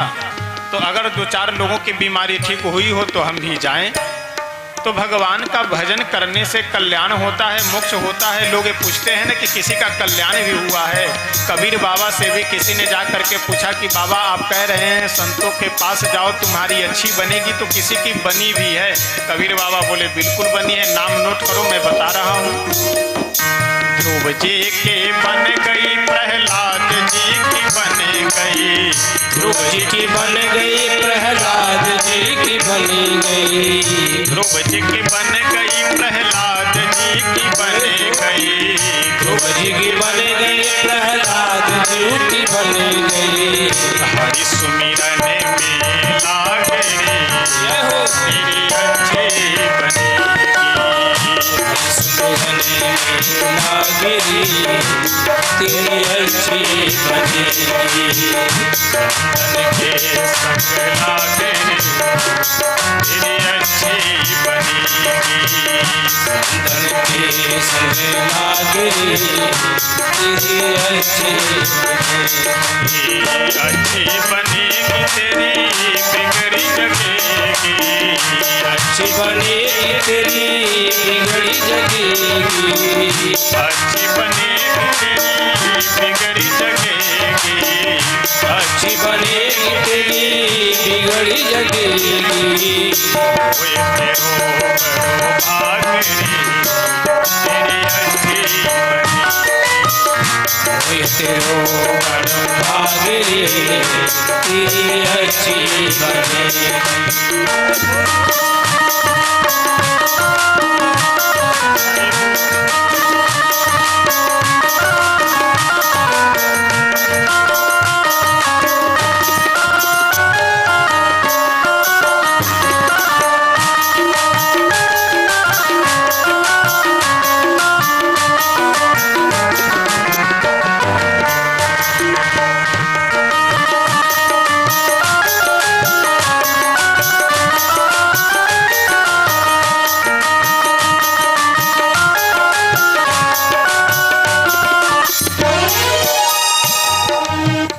अगली पंक्ति में कबीर बाबा कहते हैं कि भगवान का भजन करने के लिए, भगवत प्राप्ति के लिए घर छोड़ने की आवश्यकता नहीं है। घर में जो आसक्ति है हमारी, घर में जो मन लगा हुआ है उसे हटाने की आवश्यकता है। हम लोगों की समस्या क्या है कि घर में हुआ खटपट तो चलो बाबा के मठ पर, और मठ पर हुआ काम तो चलो रमते राम। यानी जब जीवन में समस्याएं आती है, दुख आता है, तो हम लोग भगवान को याद करते हैं और घर छोड़ करके। लेकिन ध्यान दीजिएगा, जगह परिवर्तन करने से मन में परिवर्तन नहीं हो सकता है, मन तो वही है। तो परिवर्तन मन में करना है, घर में जगह परिवर्तन नहीं करना है। वही कबीर बाबा कहते हैं कि आप जहाँ है, जिस स्थिति में है, वहीं पे आप भगवान का भजन कीजिए। क्या करना है? सुत बित लोक ईसना तेने, सुत बित लोक ईसना तेने, सुत बित लोक ईसना तेने, सुत बित लोक ईसना तेने। त्याग सके तो त्याग रे, तेरी अच्छी बनेगी। त्याग सके तो त्याग रे, तेरी अच्छी बनेगी। त्याग सके तो त्याग रे, तेरी अच्छी बनेगी। त्याग सके तो त्याग रे, तेरी अच्छी बनेगी।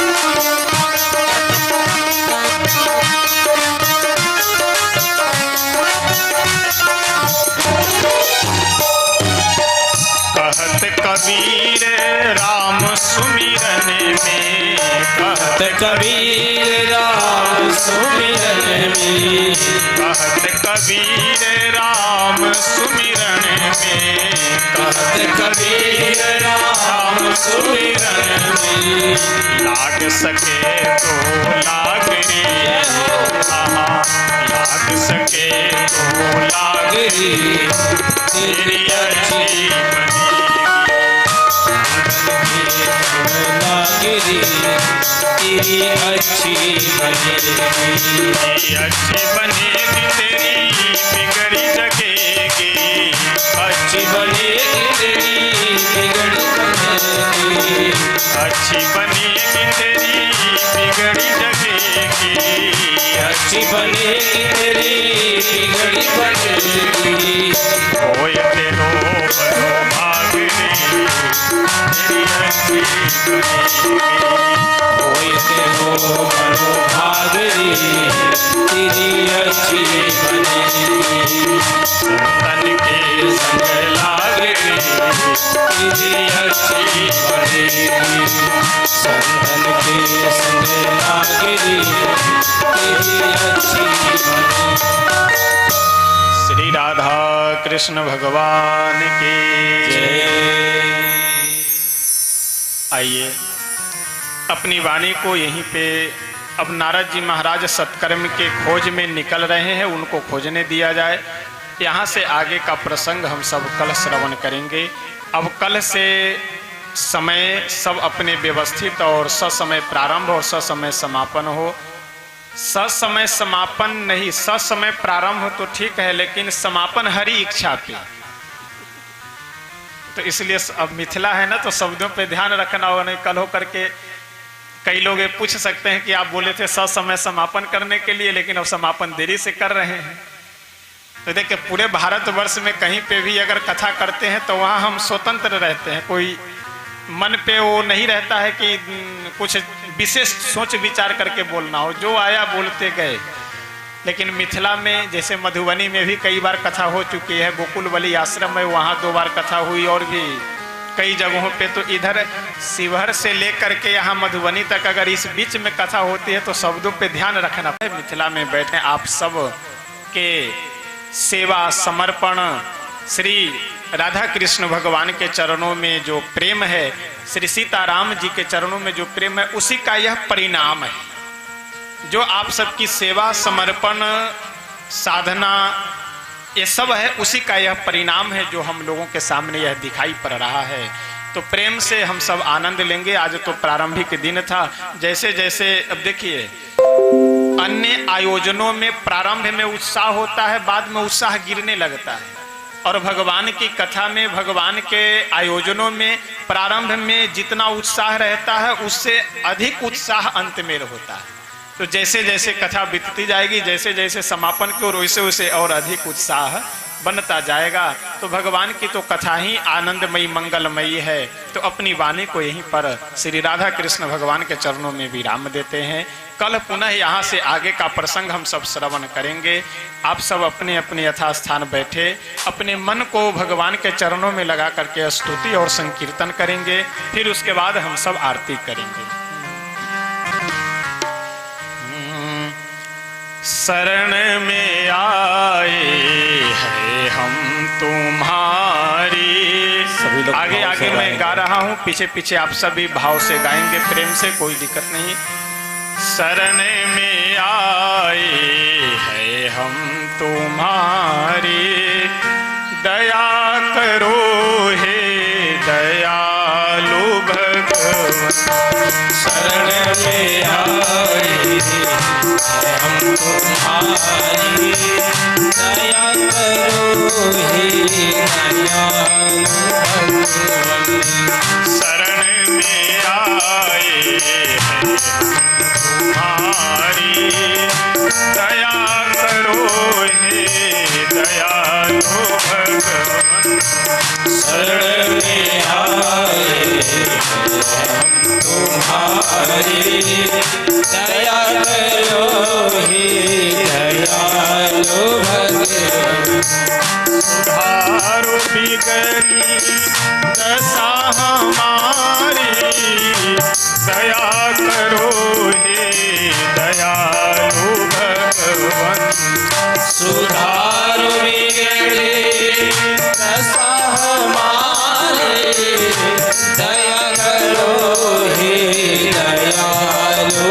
भगवन सुधारो बिगड़ी दशा हमारी दया करो हे दयालु भगवन सुधार बिगड़ी दशा हमारी दया करो हे दयालु भगवन सरे आए तुम्हारी दया करो हे दयालु भगवन शरण में आए हैं हम तुम्हारी दया करो हे दयालु भगवन भले जो हैं हम तो हैं तुम्हारे बुरे जो हैं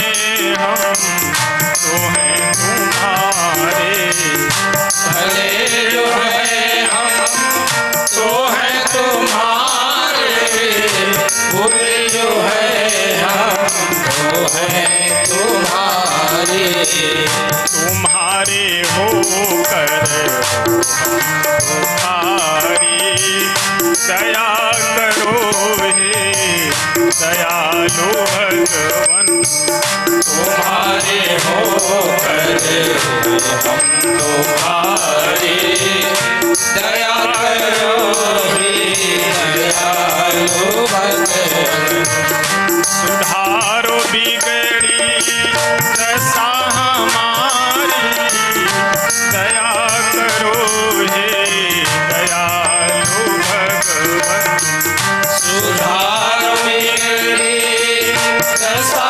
हमारी दया करो हे दयालु भगवन शरण में आए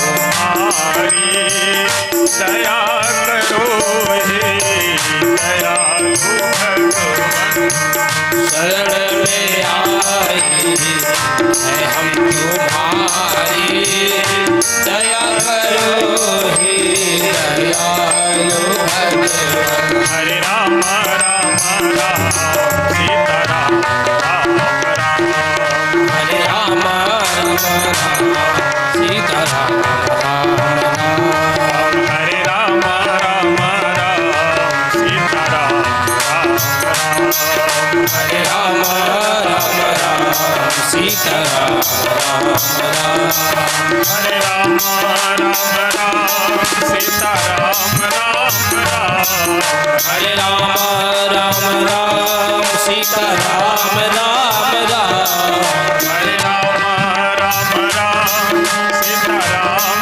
राम राम हरे राम